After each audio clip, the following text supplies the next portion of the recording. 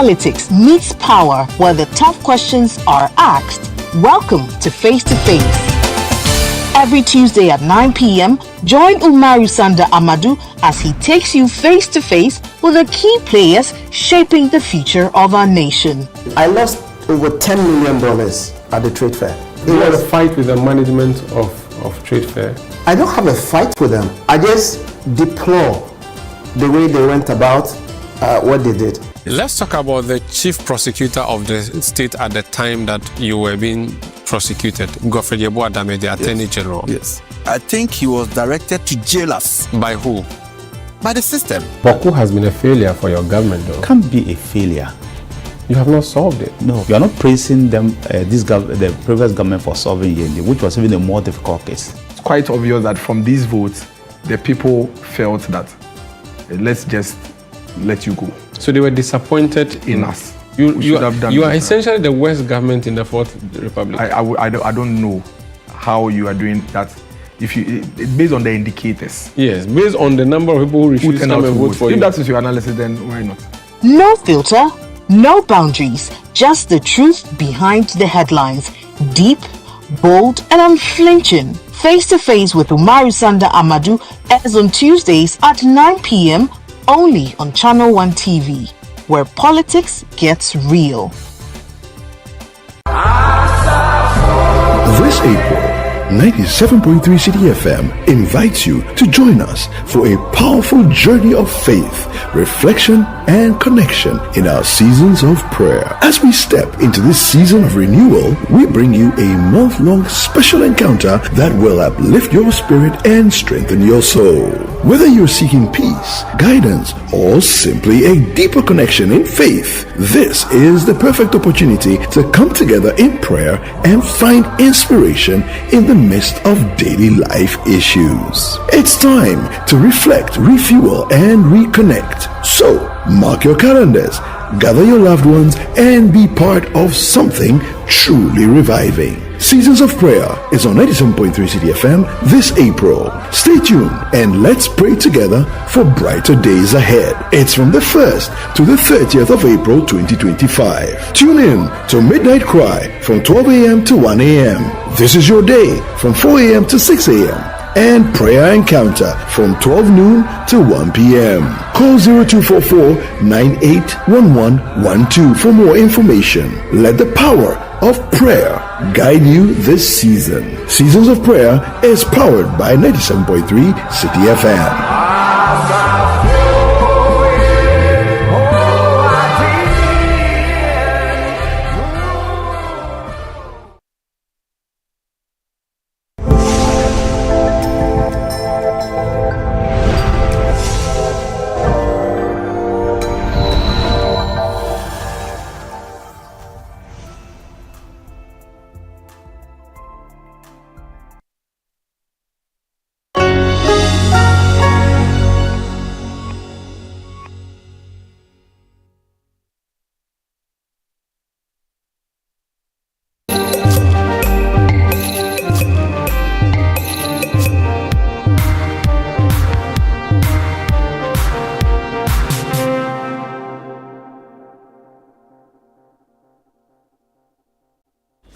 Hello, very good morning to you. Welcome to The Big Issue. The Big Issue is live on 97.3 City FM.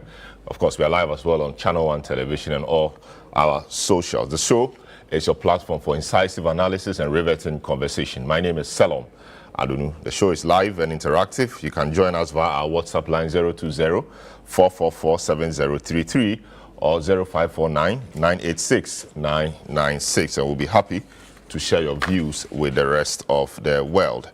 This week has seen a number of events and activities. We are still having to deal with the matter of the alleged drug trafficking and money laundering matter as alleged or as put out by the Honorable Member for Assin South and Ranking Member on the Defense and Interior Committee. This week, officials of state security, national security, stormed his house to arrest him. The minority, in solidarity with their colleague, also stormed the house and tried to prevent his arrest.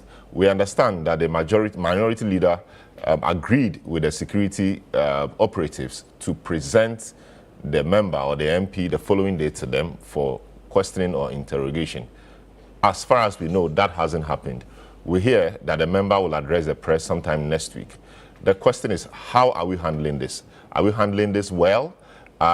Is it a matter of accountability? Was the MP reckless? If the MP was reckless, was the activity of the security agencies also above board? What are the issues? Should we be chasing this thing, or we should let it rest? Is there anything really in that?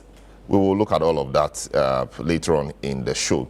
Also, Bawku appears to be having some difficulties. Indeed, Bawku has had an age-long problem, conflicts from chieftaincy disputes. This week, some security people shot one of the persons, the person died, and that triggered a whole lot of storm. Houses of some prominent people, including the Bawku commander, was touched. We understand some MPs in the area had their houses touched as well. The IGP and his men got to the scene and made some comments, made some promises to the people, including the fact that they will prioritize the recruitment of Bawku youth into the police service. That comment has still since generated some storm.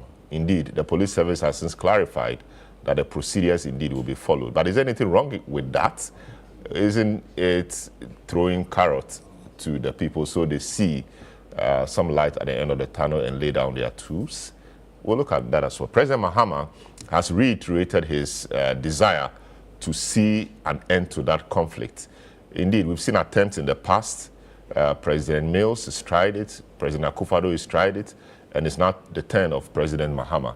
He has indicated that the Otumfuo Osetutu will take over the resolution of the matter, mediate it, and see if we can see some resolution to that, as we've seen with the Yendi crisis. And so we will have some time on that as well. The fight against illegal mining never appears to be ending. Now, the government appears to have a position that foreign nationals are arrested in the illegality. The government will not even spend its time and resources to prosecute them. They will just deport them. But where from this? The law says that they should be arrested, they should be prosecuted, convicted if they have to be convicted. And then after that they should be deported. Where from all of this? Is that not going around the law? Is it a matter of resources? We've heard that it's because our prisons are congested, so we do not want hundreds of other people to be in there when there's a way out. Of course, if they are Ghanaians, you can't deport them anywhere, so they have to be in the prison. But if they are foreigners, they have to be deported, so our prisons don't get further congested. We also hear that in the case of China, they will be prosecuted when they get to China, and we understand that they will be provided updates, but that is yet to be seen. That remains to be seen. So that's what we'll be looking at this morning. I'll take a short break. I'll return, provide you some updates, introduce my guest, and then we will begin the discussion. This is The Big Issue. My name is Selorm Adonoo. You are welcome.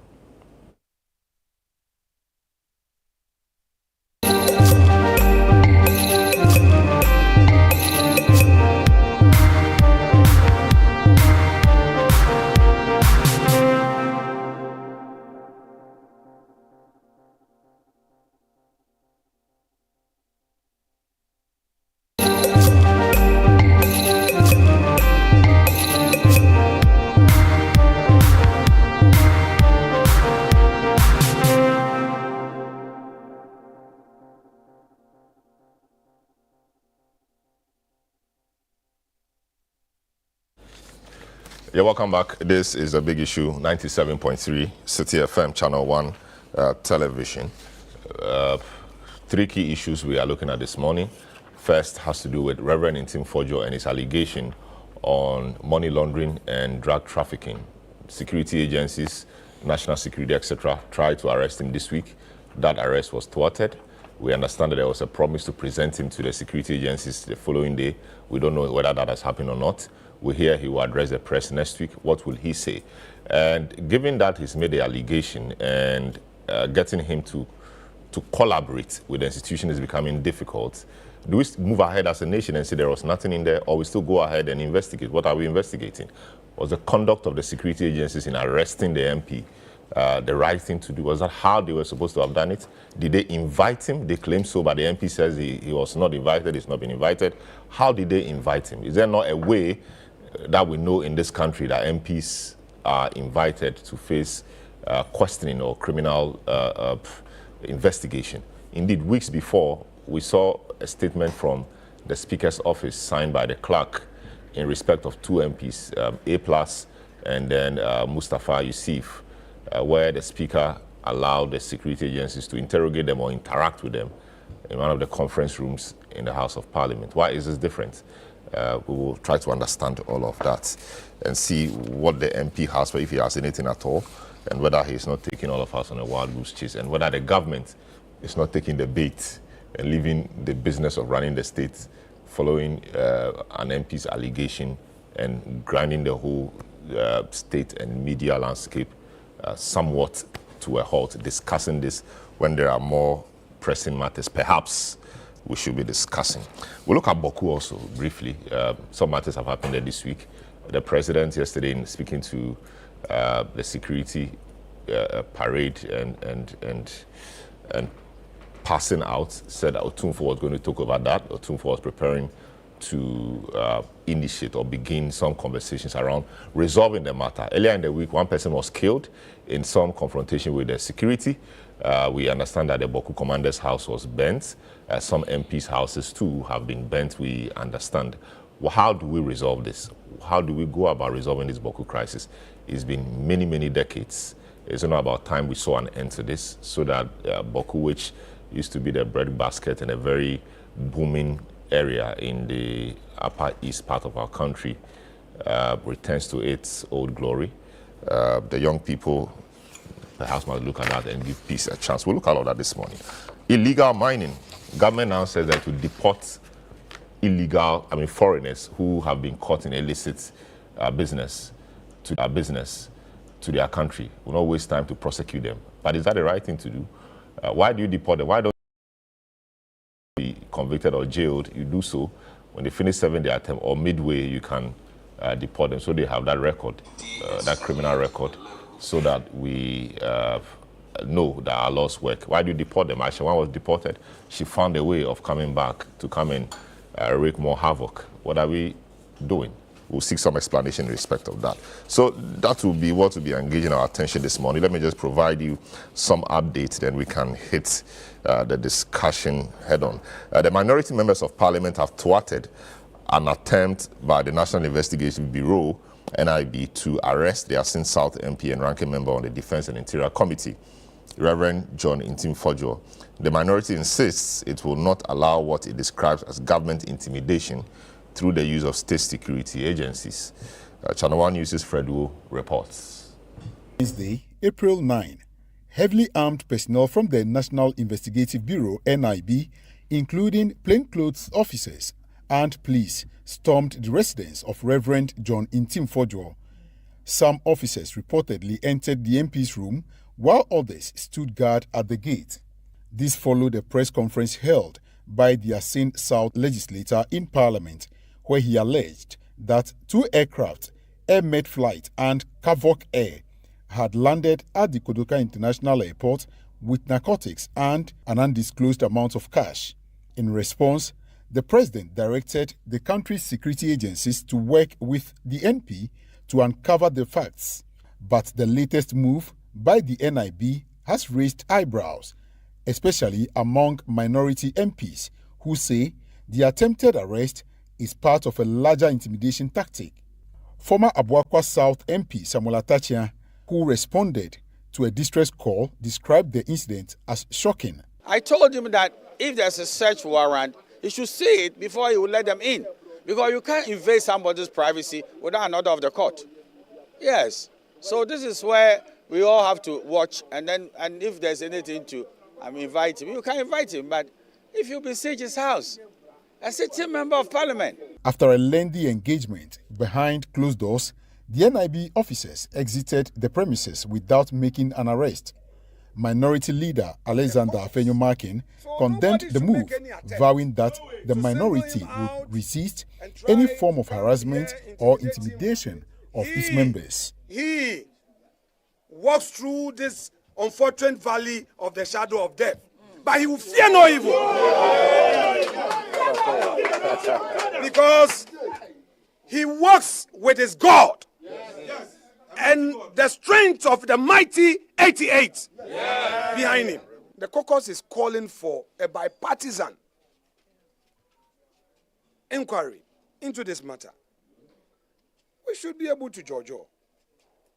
But, well, they have de-escalated, they've left, they've gone back to wherever they came from.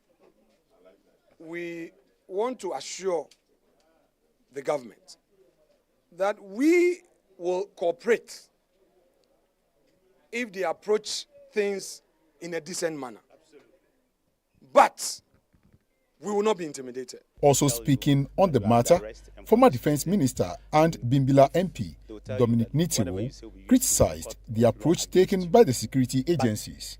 There are standard procedures for arresting MPs nowadays. It's not law, but there are conventions that we created them. So you write to the speaker or through leadership, and they always come. There are several MPs that have been invited, and they all honored it.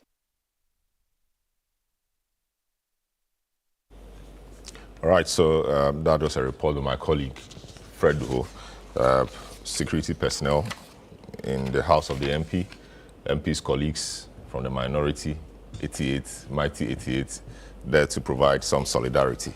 Let me start off with Haruna. Were you in the House? Did you go there on Wednesday? And were you there? Yes, I was. And what did you see? What happened? Take us through what happened. Thank you very much. I would like to say good morning to your cherished viewers out there, and good morning to my senior and former minister in the ex-Wal, Mohammed's first administration, and also good morning to my very good brother, who I think that I need to have more consultation with him with regards to certain matters going forward into the 2028 recapture of power for the MPP. Yes, I was in the House on the set date. In fact, I never intended to have come out on that day because I was having other engagements. So when I saw the message from my boss regarding the invasion of Reverend Ntimfodjo's house, I quickly arranged myself and got to the scene.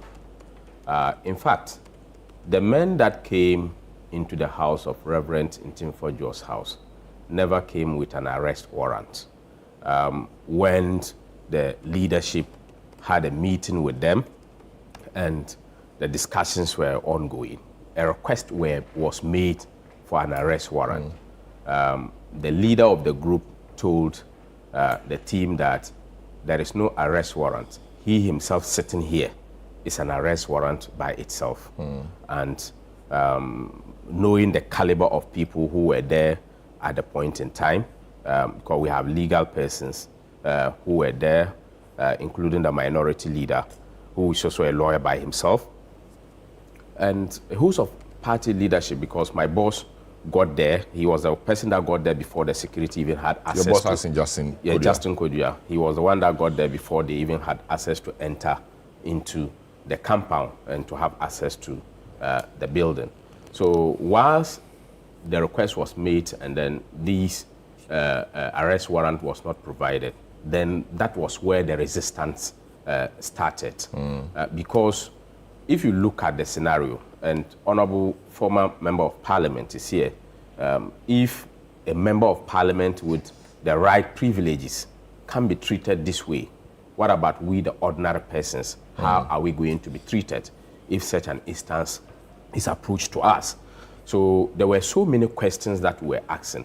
And also, looking at the men that came, they were numbering over 20, all of them wielding guns.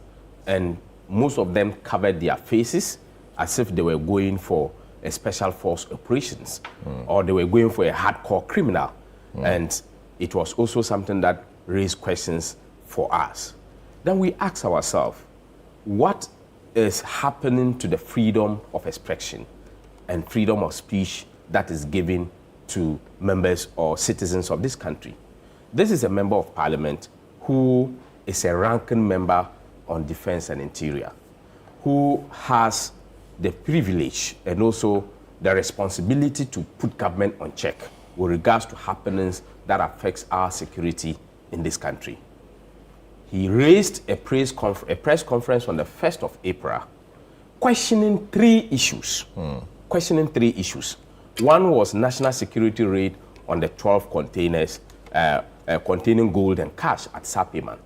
This was a matter that the minority, through him, in a press conference on 1st April, they raised this particular matter, which was contained in that particular press conference. We're asking for briefing and update of the whereabouts of these particular containers, because it's been over a month. This was done on February 9th, where media covered it. We escalated the story. People have seen, but we have not been updated with regards to the whereabouts of these containers and also the content in the container, as in the gold and the cash. We have also been updated with what was the amount or the ceiling of the gold, quantifying it in terms of money, and also the cash relative to the dollars and then the Ghana cedis. We needed an update, and as a responsible minority, they organized a press conference to ask these particular legitimate questions. The second issue that was raised in the press conference was related to the AirMed flight and the Kavok Air, which we all know that this is a flight that is carrying, it's an ambulance, it's a medical supply kind of things. So he raised these issues relative to this particular flight and the coincidence of his coming here, and for it to be reported that it came, it had a flat tire and what have you. So he also reported on the Kavok, which also is a cargo flight, also coincidentally having an issue and staying in Ghana for more than 13 days as we speak. So he reported on that. And then the third one that was carried on the press conference was relative to the pirate attack.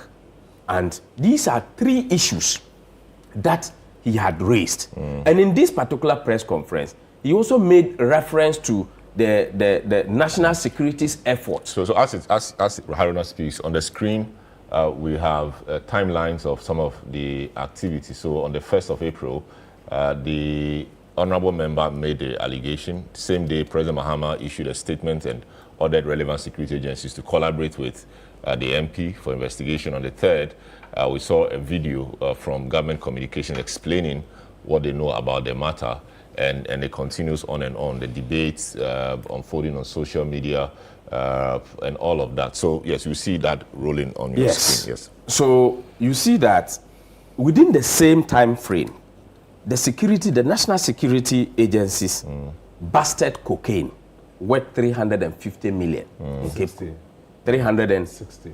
Okay. So this was busted. Then again, 150 worth of cocaine was also busted within the Western region. Putting all these things together, and without an update as to where the cocaine is currently, there has not been any update. We live in this country where cocaine has turned into something else. We live in this country where people have been accused of masterminding certain activities related to drugs and cocaine, and such persons are still alive. Some are serving government, and we're up to date. We don't know the whereabouts of these particular substances. Then all of a sudden, we are getting flights that are supposed to be carrying patients, which in fact has been reported that no patient has been carried in and out, but those flights have found their way into Ghana. So as a responsible minority, they are reporting that this matter should be investigated. If there is any suspicion, and you have the right as a citizen to suspect and move further to gather your own intelligence on a matter you think that can affect the national security of the country. So in this particular state, His Excellency, the President of the Republic of Ghana, made a call that this matter should be investigated. And there should be collaboration with Reverend Intim Fojuo. Very good call. Did that collaboration happen? I'm coming, Selorm, I'm coming. Why the collaboration did not happen? A very good call by His Excellency the President. Quickly, he made that call, and minority was ready to collaborate because Reverend Intim Fojuo, when it happened, he had discussions with the minority and party leadership.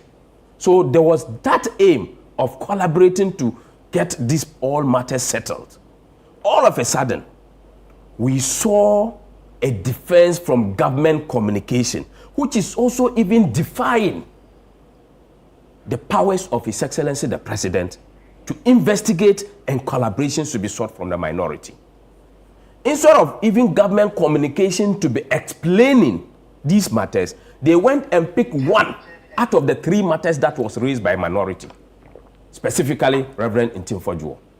Then questions and suspicions started to mount in our minds. Then government, instead of giving information, was so defensive, and explaining matters that should have been explained by national security operatives, i.e., either the Ghana Civil Aviation Authority, either the Narcotic Control Board. Nobody was talking because His Excellency the President had directed for investigation. Perhaps NACOP and Civil Aviation and other authorities were waiting for such investigation to be commissioned. All of a sudden, a communication minister or information minister or government communications lead was then defending and explaining matters which was contrived and raised a lot of But the media asked questions. The MP threw out allegations. The government had to respond because that's the government of the day. The government has a spokesperson. And so government spokesperson is government spokesperson, government generally. That spokesperson spoke and said there was nothing in there. And that was it. You see, when His Excellency, the one who appointed him as the government spokesperson, said he should be investigated, on what investigation did he do and said there was nothing in there? But what should he say? If the MP had alleged that there was this at the airport or this happened, his preliminary, investigation or preliminary information gathered suggested that perhaps there was nothing. He couldn't have said that there was something when there was nothing. So the investigation perhaps would unravel the real truth. So that's where the problem is. He shouldn't have spoken? He shouldn't have concluded on the matter. No, what should he have said? That there he was should something? have said that His Excellency the President of the Republic has directed an investigation. And per the directive of His Excellency the President, 1, 2, 3 has been put together, and Reverend Intim Fojuo should collaborate with them. He should not be conclusive to seem to be explaining and defending but that's on a matter that has not been investigated. Yeah, but that's why, that's why there should be investigation, right? He thinks that there was nothing, so he put out his facts. Intim Fojuo thought there was something, even though he didn't put out much fact. So maybe the conflict should help the investigation. Is it Selorm? The conflict here is that Intim Fojuo was ready to collaborate with the investigators. Then government communication comes out to say that there was nothing and went ahead to go into the substance of the matter. You get a problem. Intim Fojuo, instead of collaborating, he went into the substance. People should come and brief Parliament. So that was a different leg. Because the government had come in to do the communication and defend, Reverend Intim Fojuo did not believe government again because a position has been taken and a judgment has been passed that there was nothing. So if you have said that there was nothing and you are going to lead the investigation, you will absolutely find nothing. So Intim Fojuo then said that, no, I will change my route. My route is that I am making a request for a joint briefing in Parliament. And briefing in Parliament is something that you cannot come with any information at all, because Parliament is a body that is mandated in law on certain matters that you have to speak on oath. So he redirected his focus and wrote to request for a joint briefing, which was also shut down by the leadership of a majority in Parliament. So with all these things coming out, then he then said that no, then I have to request for a bipartisan approach because these reports and defense and counter defense and arrest and Rambo style cannot be the solution to the problem. Let's go for bipartisan.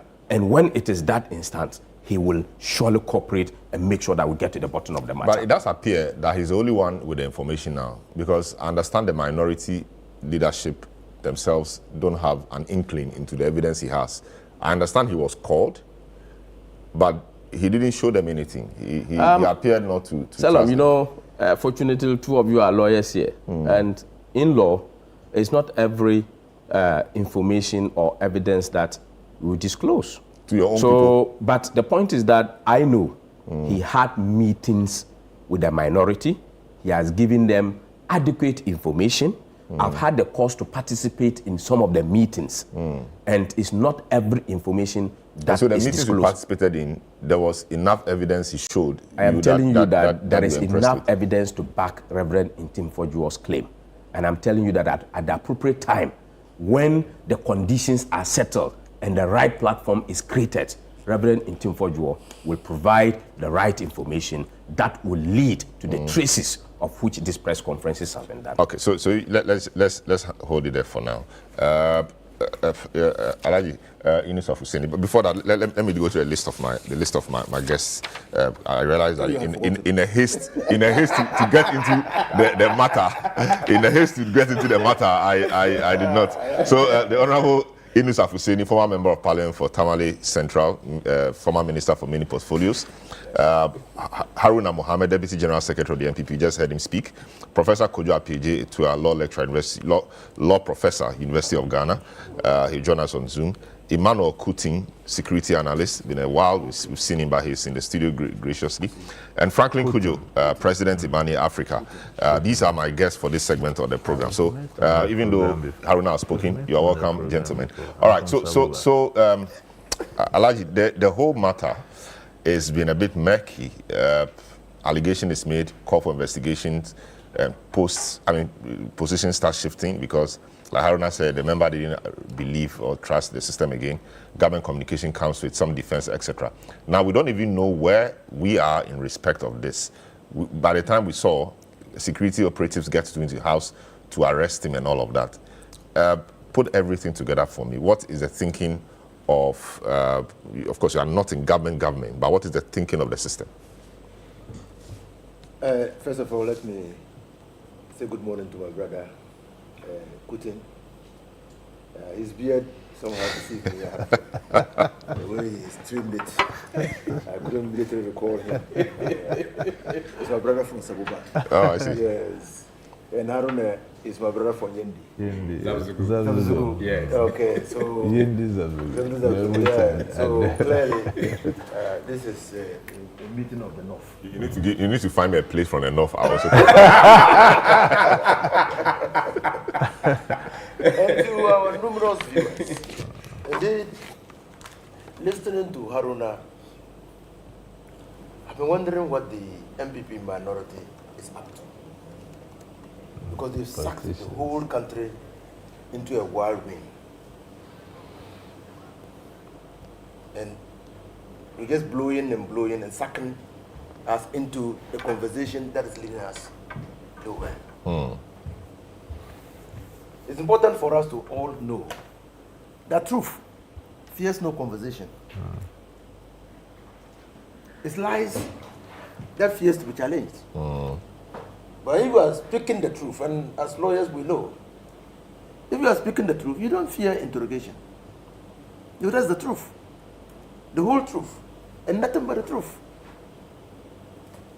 Now, Aruna has given 3 instances. 3 matters that were contained in the press conference and says that it is legitimate. Yes, it's legitimate to hold a press conference. But as a member of parliament, my 16 or so years in parliament teaches me that if I were in parliament and wanted to know the security situation or the situation of the raid on the containers at Sapema, Sapema, yeah. legitimate route to take file a question directed at the Minister of Interior to come to Parliament and give you a report. You just ask a question, simple question. What is the status of the national security raid which found containers, 12 containers containing fake currencies, alleged fake currencies, and gold dust? Simple. Directed at the Minister for Interior. The minister will come to Parliament and give you that information. And you have opportunity in Parliament to cross-examine because you are representing the people. And when that information will be captured in the Hansard, and that becomes the official report, and you can refer to it at any time. So if you decide that you won't do that and hold a press conference, then the consequences of holding that press conference will be entirely on you. Two, Rona, you know we are from the north.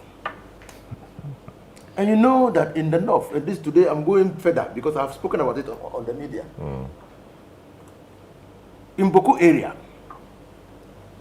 there was a threat of the infiltration of terrorists. You know that? I got information. Someone called me from Bawku area and told me that, well, it appeared that what he was seeing was an infiltration of terrorists. And in the Bawku area, there is a place that is gold bearing. And they were there pretending to be mining gold, but they had infiltrated. He wanted me to pass on the information. That is why Kandapa said, see something, say something. No, not to hold a press conference, say something. Say something to the right authorities.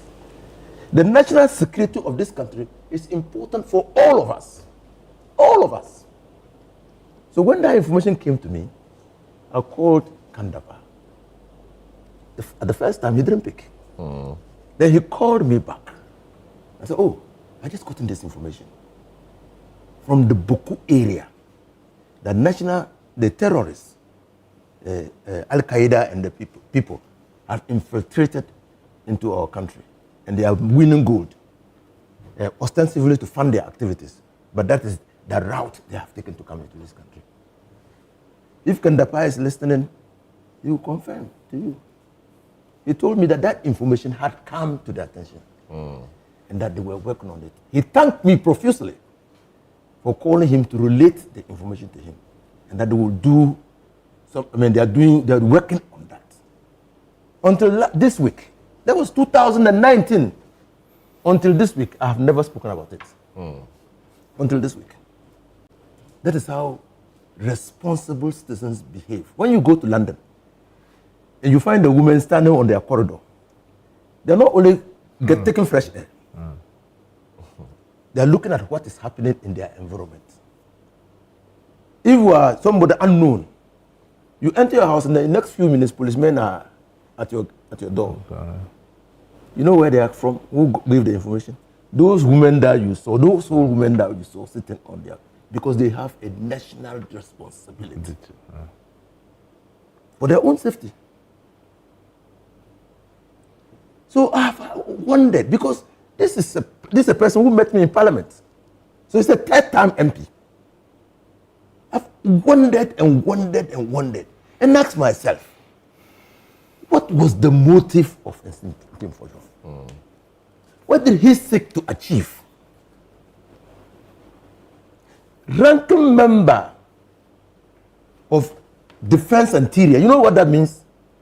Within the Westminster system of government, that's the shadow minister of Interior. So he will have access to all the security agencies, all of them. And if this information is true, and people give us information, as members of Parliament, you are privileged. People give you information and you have to pass on the information. You also, as member of Parliament, can escalate the information. If the information you have passed on is not working, you can escalate it. So I have asked myself repeatedly, why did Tim Forjo choose that route? Why? You see what is killing us in this country? It is excessive partisanship. We've conflicted partisanship with national security, and it appears to us now that everything is political. That is my worry. If you make such allegations, they are serious allegations. Even for him himself, they are serious. If there is no scintilla of evidence to back that allegation, you know it's serious for him. Those airlines will suffer reputational damage. It's not a small matter. And if they think that they need to clear their names, who will be held personally liable for that damage. It's not serious, small matter that we're talking about. And we've made it look like it's politics as usual.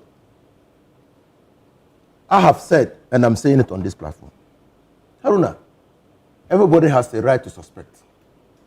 But when you suspect that there's wrongdoing and you make those allegations publicly, you bear fully and completely the duty to adduce evidence to support what you have said. You can't just make those allegations and move on. It doesn't happen in any civilized society. It doesn't happen. Even in our traditional setups, when you accuse somebody of being a witch, be prepared to appear before the chief's palace and adduce evidence to show why you are saying that that person is a witch. You must be prepared. You can't just say it's a witch and move away, because you would have destroyed the reputation of that person. So, to be honest with you, let's all say, and Aruna has said it, and I respect him a lot. I've appeared on various platforms with him. And the first time I met him was on this your network. And I respect him because he's affable, he's very clear in his explanations. I respect him a lot. But it's unfortunate that we are being sucked into the idiosyncrasies of Ntimfodjo. I agree with you to Selorm. And what's his name? Simon. Bright Simon. Bright Simon. The problem is time to move on and leave. If Ntimfodjo is not prepared to come forward with evidence supporting and substantiating his claim, we should move forward and leave him, because it's distracting us from serious national issues. Probably it's time to move on. Because if indeed and in fact, Reverend Ntimfodjo, he carries two titles. He's a member of parliament and he's a man of God. Two important titles. If these two important titles do not weigh on him to support the state, to deal with recalcitrant members of society, I don't know what will. I don't know what will. I see. And so for me, we will deal with the conduct of the state soon, how the state has managed the matter by way of arresting him, etc. But that has been a good way. I will come to Kuting, but let me speak with Franklin so that all the issues raised, he being the security person, will put all of them together for us. Franklin Kujo, good morning. Welcome to the program. You've been watching the scene, CSO activity, etc. Ntimfodjo made an allegation. He has to substantiate the allegation. We've been going back and forth on that. We are yet to have him sit at the table with the relevant agencies. But it does appear that he is saying he doesn't trust the people. And so what he wants is a bipartisan committee. His caucus has also called for a commission of inquiry in their letter to the diplomatic community.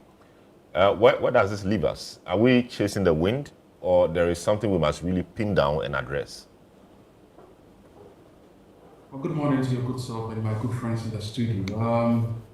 Well, first of all, if it was wind that we were chasing, probably should be a whirlwind, if not a tornado. But there's nothing of the sort in this particular story. This looks like scintillating gossip, which seems to have been elevated to this level. And there's no substance to it at all. I mean, I've listened to the Reverend, I've spoken to members of the minority, high and mighty, high and low, and it's clear that there's absolutely nothing that warrants Team Forge's, how do I put it? I mean, we going on this, what I call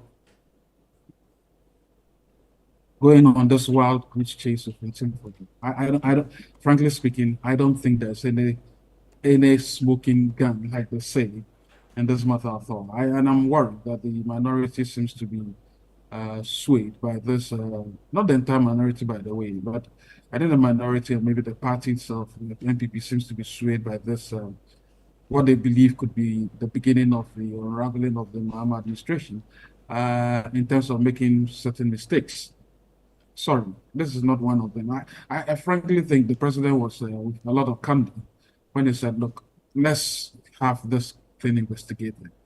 Then the honorable thing for my good friend in Team for just to have done as a reverend minister was to just go there and tell the truth.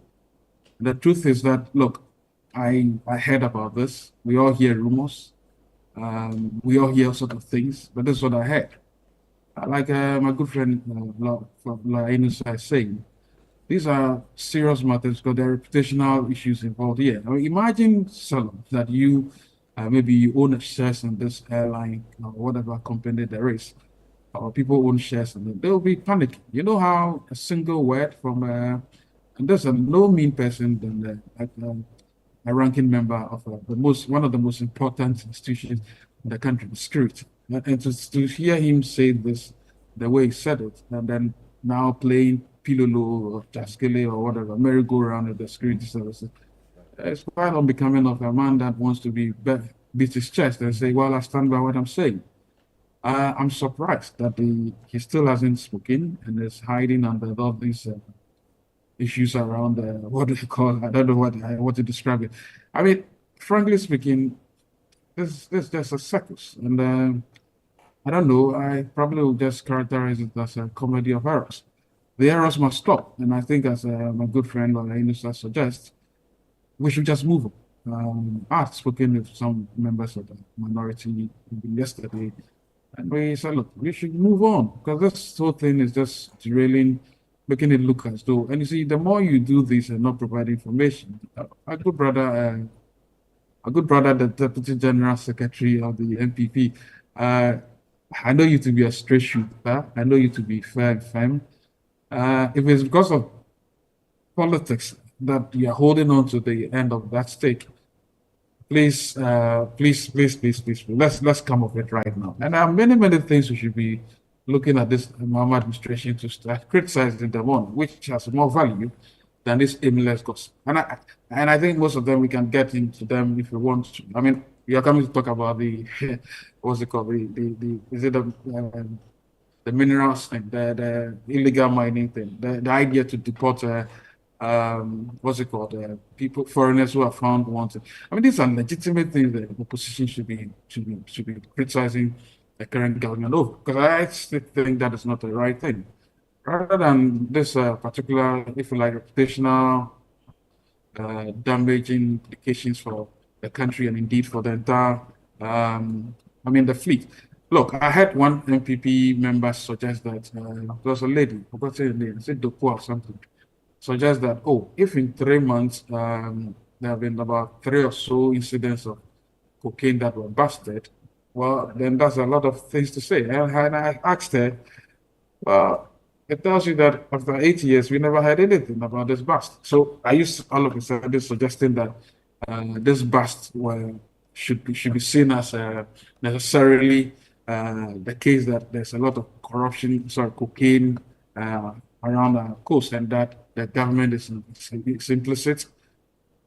We have to criticize the government when they've fallen far, but I don't think this is one of them. And I think the honorable, I think the minister, was it information, provided information. I don't think we should be saying that, well, he should have waited for. Why should we be waiting for Ntifojo, who seems to be taking us in the circles? He says today this, tomorrow he doesn't want to talk about. He wants a bipartisan committee. So there are serious things to be discussed, and I think that it's important that this matter should be. In fact, there must be some sort of safe landing. If I were him, I'll just, my brother, if wherever you are watching us, just issue a little small statement and say, look, I'm sorry, I think I was overwhelmed, and then let's move on. Nothing beats that. Nothing beats it to rhetoric. And yeah, so I'll say for now. But yes, so he's supposed to act responsibly. That's a given. That's fine. But he's a politician as well, and there are political watchers who say that since that allegation was made, the engagement with the media is brought the opposition into the center of things. So now they are getting heard. They've put government on the defensive. That's what opposition wants to do. So shouldn't you rather be chastising government perhaps for following something which maybe has nothing or maybe has something but not coming out, rather than the MP? Because government could have said, okay, there's nothing in this, let's move on. But we keep following him, and there'll be a press conference next week. We understand he will address. After that, government will respond, somebody will respond, and the matter lives on. For 3 weeks continuously, we've had this matter dominating the airwaves. That is what the opposition wants to do. Is that not the case? Well, the opposition must have its say and must have its way if it wants. I suspect, though, that in this particular matter, if it is the case that this will be the entry point to be heard and then probably start a spiral, a lot of political activity. I'm sorry, I don't see the value here. Look, the government person said, look, President Mahama said there's going to be investigations, right? Not long after, Ofusu came and said, look, preliminary, what we found out, that this is the information we found out. If you have contrary information, put it out there. You don't go on a wild goose chase and then making it look as though somebody is hiding something. Put your information there. You know, they put information about the airline, the number of times it came into the country, whatever. Now people are even questioning, why is it that it stopped here to refuel or whatever? People have very little understanding of how aviation industry works. Yesterday I was watching a movie, actually this morning, around 1:38, and it's about a plane that had been hijacked. Fairly speaking, I think the pilot was suggesting that they needed to refuel. The terrorists were like, no, you just took off. We said, no, that's a problem. We need to refuel. So let's do an emergency landing. These things happen all the time. I'm not holding brief anyway, but why should I not believe what the government is telling me? Why should I believe somebody who is not telling me anything, but then just getting us into a tailspin? And he knows very well that the media is so gullible.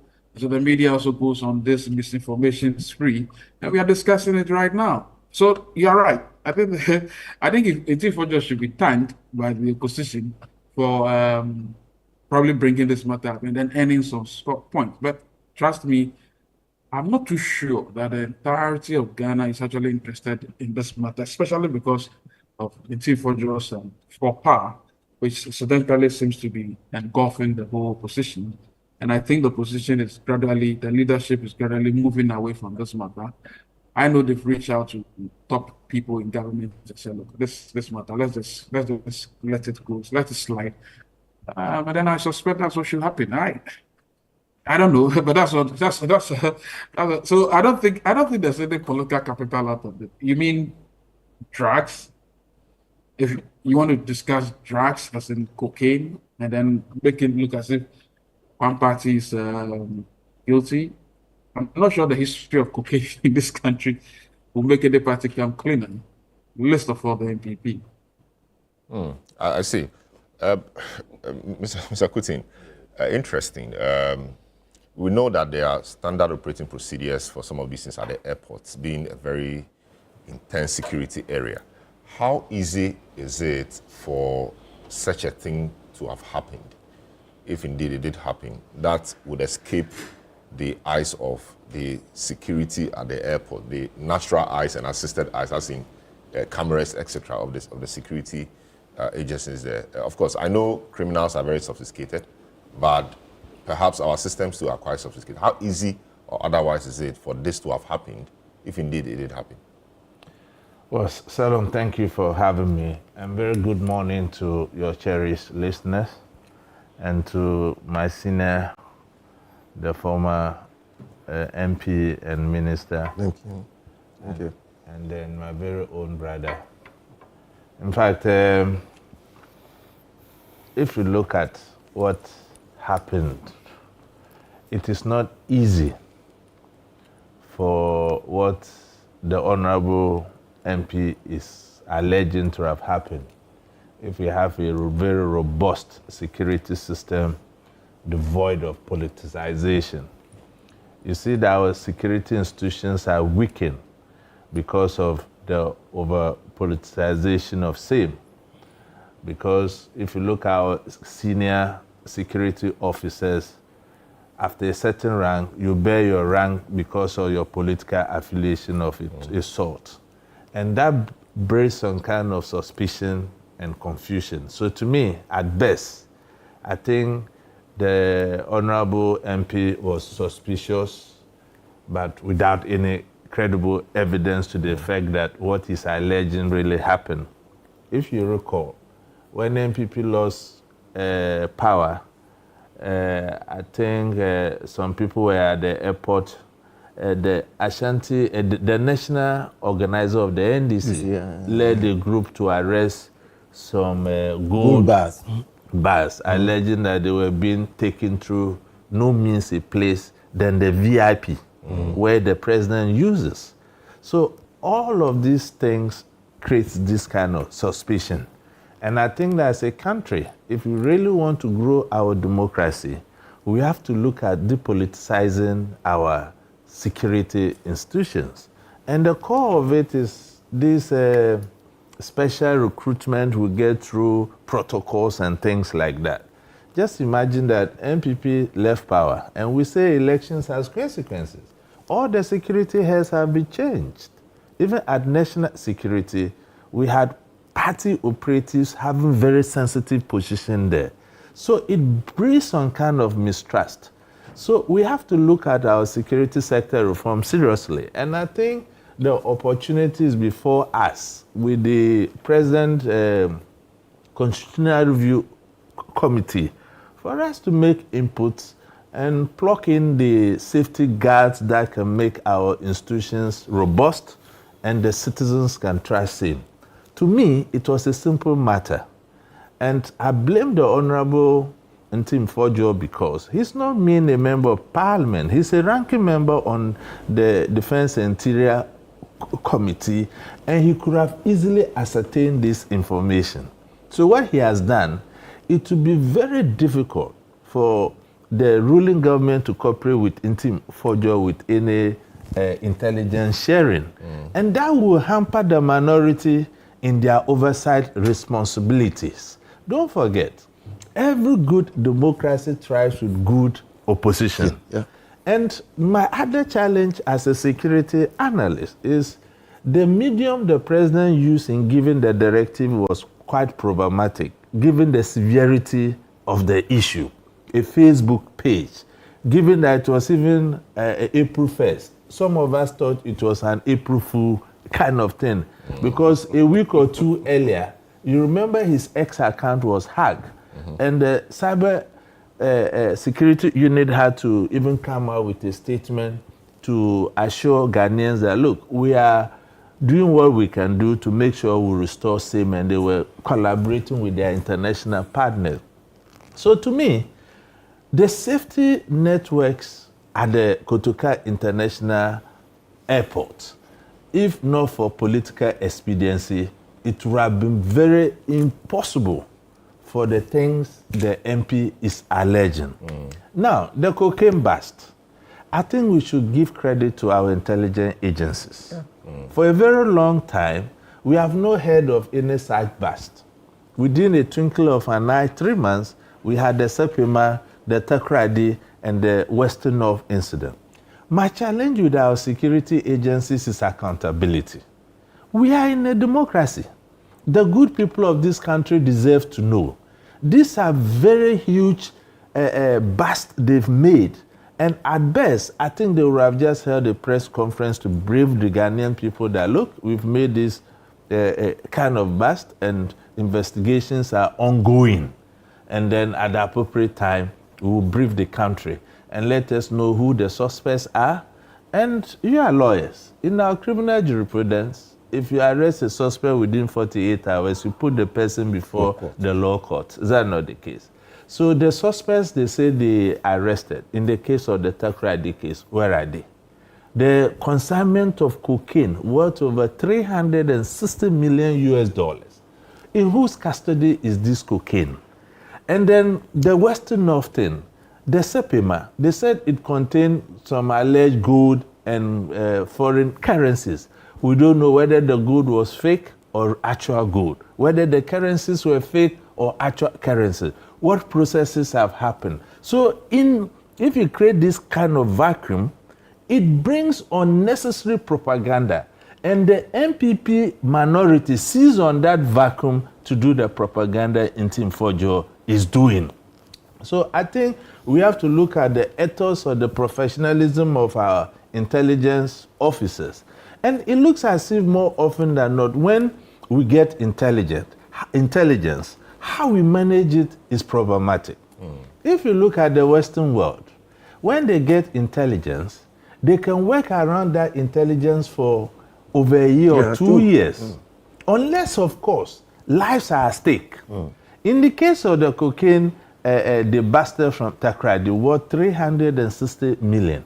If it was in the Western world where best practices are followed, they would have just put some kind of surveillance, look at the destination of the cocaine, the people that will come around it, and from that destination, the next point that cocaine will go. So that when you are eliminating the cartel, you get the value chain out. Now, you bring a breaking news, you are not bringing any information. You understand? And it creates a lot of problems. So where is the cocaine? Is it the normal thing we know that in this country, if you have money and you are well connected, you are above and over the laws? So we need to look at how we kind of, as a country, we come together and have a serious conversation how we want our security agencies to do their job. It's not everything we have to do politics around it. And secondly, I think our security agencies need very robust communication departments. There's a system where we are going to crime scenes and carrying journalists. It is archaic and it is of not relevant in modern intelligence and security operations. Look at the case of the ECG cables. The minister went there with journalists, and you heard what he said, that there was a tip-off. And when they got there, some had run away, and they were even trying to cancel some of the evidence by burning some of the items. And in the case of the arrest of this honorable minister, before they could even get there, he was aware. I'm told somebody even called him that they were coming to arrest him. So these are the leakages within our intelligence agency. And seriously, you can't blame anybody than the politicians. Because of the mode of recruitment and who we put there. And we don't allow we don't have career security professionals or intelligence professionals no more. Look at the sad statement my good brother, the former defense minister, made about the current NIB boss, when he said he was surprised about his actions because under the MPP government, they gave him a very sensitive job to do. So is there the loyalty to the party or to the state? So I want to plead with our politicians. In fact, you cannot love your party more than your country. The parties don't live in a vacuum. But that's how, sadly, that's how it is. That is how it is. That's why I'm calling for a security sector reform. Yeah. And look, I don't agree with my senior brother, very respected one, and my good friend, Franklin Kujo, that we should just let this matter slide. We'll be setting very serious precedent. And it won't help. The one who has the information, quote unquote, is not, quote unquote, again, cooperating. There are other ways we can do it. Let's give him a criminal summons. And he will have no choice than to present the info. You see, we need to avoid some of these things. If we don't begin to crack the whip and give some deterrent, these things will keep recurring. And how long can we go in that circus? It is not good in any democratic dispensation. So we shouldn't just allow this thing to slide. I will urge the president, because there's a threshold where you can put a commission. Is that not it? Yes, One of it is if there's a public interest interest in the matter. And at the moment, there is sustained public interest in the matter. If they will not give him criminal summons, I will plead with the president to set up a commission to let this information come out. Because the minority have written to the dean of the diplomatic corps in Ghana, and essentially they are calling our international partners as if what is being alleged is the truth. And there's a damage to our country internationally. And Ghana over the period is not only today has been tagged sometimes as the hub of drugs trafficking in the world. And innocent citizens like me and you, who have nothing to do with all of this, will travel and will subject us to unwarranted searches because of that act. So on that basis, I think we should not allow that to pass. And the minority, I think that their actions, even though warranted, is unnecessary. Because we all know that when you obstruct a security officer from doing his job, it's against the law. Who makes the law? Is it not the MPs? So the very laws you make, if you say that you will not allow the execution of same, then whom are you making the laws for? I think so. So the laws also prescribe a way you deal with. Exactly. I'm coming to that. To the extent that the operatives didn't have the warrant, that is fine. What the minority should have done as a responsible minority was to take anything for Joe to the NIB. That was the arrangement they had. But they have not done so as we speak. They've written to the speaker. I'm sure they are waiting for the speaker's The speaker has responded. So Well, I'll come into it when I So I think that's what they should have just done, because in this country, honestly, our national security is so fragmented. You know that. Yes, conclude on that. Yes, so fragmented. You have all the security agencies having some umbrella of national security, and political apparatchiks, depending on which political party is in power, also constituting themselves to national security. So it will be difficult to trust anybody coming into my house without a warrant, to know indeed if they are coming from such institutions or otherwise. So that's why the minority would have done the honorable thing by sending Tim Fojo there to make those inquiries. And this is not an issue they would have detained in Tim Fojo overnight. Is that not it? They would have granted him bail if need be. And the legalities about parliamentary immunity, cancel. If parliament is in recess, that doesn't apply unless in civil matters. I see. You talked about trust, so I deal with that in two forms. Journalists being taken by security people to events, crime scenes, etc. You say you don't think it's the right thing. They should have comms departments that should be able to do all of that. Trust. Are we saying that if NACOC or National Security comes with their own videos from their own setting, that this is what they saw? Are we sure that, given how we don't trust ourselves, we will believe and say, indeed, this is what National Security has said, this is what it is? We have evolved a practice where people seem to trust what the media says somewhat because they know the media has all sorts of elements. So the media will see the full story. This person will say it this way, others will say it that way. When you put everything together, you have a semblance of the truth. So that people trust. So, for example, this matter happens. Let's say this airport. A lot of the videos that Felix is brought out, people don't trust it because they say it's from the same source. Those videos, obviously, I'm not sure were taken by Felix. They were taken by those institutions, Ghana Airport Company, which is key in this. Here we are debating the authenticity of those videos. If journalists went there, I'm not sure people would doubt so much videos that journalists will put out. So it is our own mistrust for our systems and institutions that has brought us here. Your comment on that? I think it's in two folds. And don't get me wrong on this. when you are doing an intelligence-led operations, you have to be circumspect with the people you carry along with you. Like in the ECG case, it was an intelligence that some of the cables were here. Then you call journalists to come and we'll go. Before you get there, some of the journalists may give tip off. Look at the ownership of our media landscape in Ghana. They are owned by, majority of them are owned by politicians. So if you want to go on that route, it's not going to help. But like general incidents of instability, a live event happening, why not? You understand? And in the case of the video from the government communication machinery, why you feel there's lack of trust around, because of the delay in informing Ghanaians about what it is.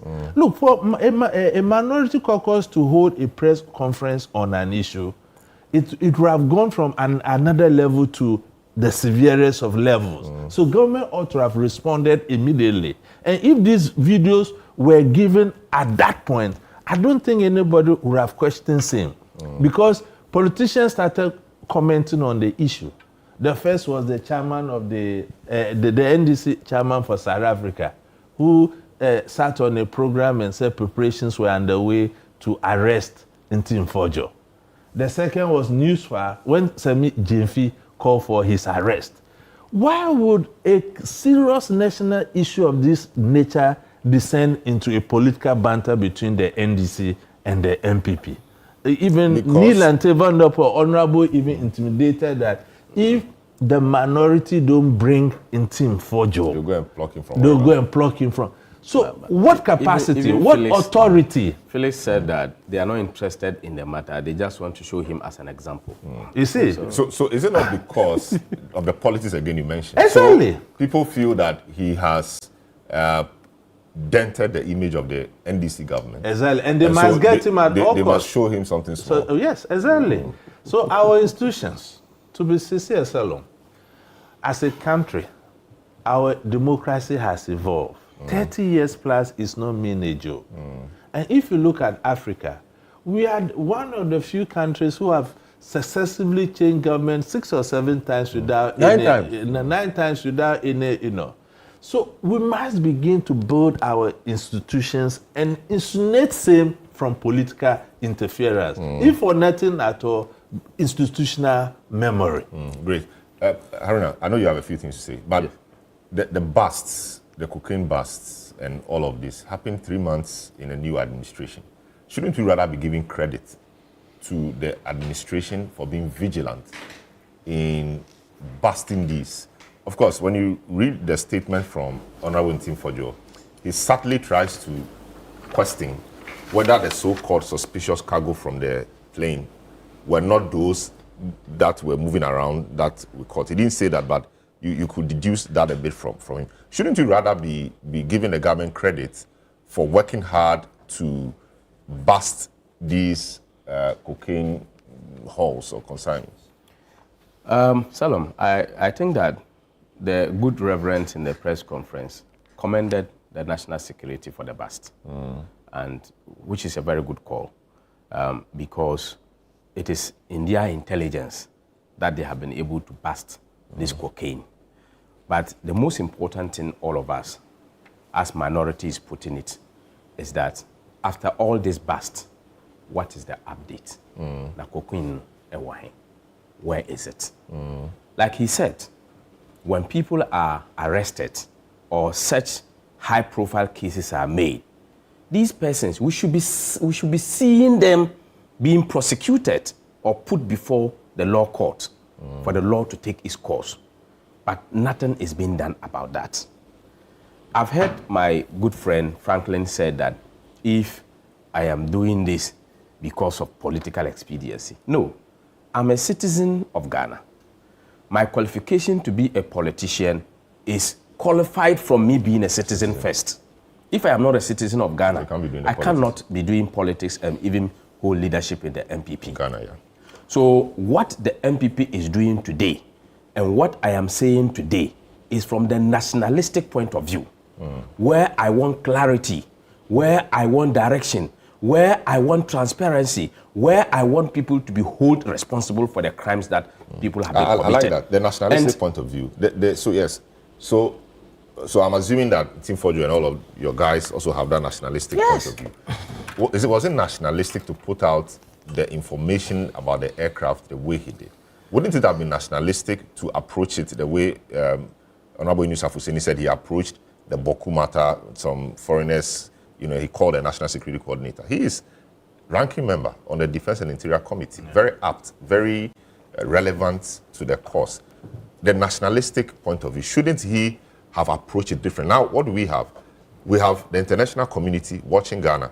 And the way these things work, the truth they may never report the truth. The headline may be screaming, aircraft, bring cocaine to Ghana, etc. The story may change over time, and that may not be positive to the reputation of the country. Even writing to the diplomatic community all over the place, what are we seeking to do? Won't that hurt the national interest? Selorm, that's a very good question. Very good question, because when the matter came, and there has not been any one route to a solution. And that's why when you study mathematics clearly, you can use different methods to arrive at an answer. So the good former member of parliament has chosen a different path. Another person is also choosing a different path. But which will you be ask more yourself, in the national interest? You see, every path is nationalistic. It depends upon whether you want to put sunshine on it. Okay? In this particular scenario, this is somebody who is a minority spokesperson on a particular sector called Defense and Interior. So you have no problem with the medium he chose? Yes, but the problem we have here is that if you read the press conference, if government wanted to act, 3 matters have been raised. 3 good matters. One matter is being picked. Do you think that the pirate issue is a small matter? No. So this is my reading of it. So my reading of it. My reading of it. It may not be accurate, but the Supplement matter was a matter of fact. We saw the raid. The national security themselves, 2 people there. Matter of fact. The pirates matter of fact. But the one which was not a matter of fact was the aircraft matter. Is he? And the insinuations from there. For example, the cocaine bust in Cape Coast and wherever, matter of fact, the security agencies have it. But this one was not a matter of fact. And this ropes in other people, the AirMed flight, the Kavok, and all of those people.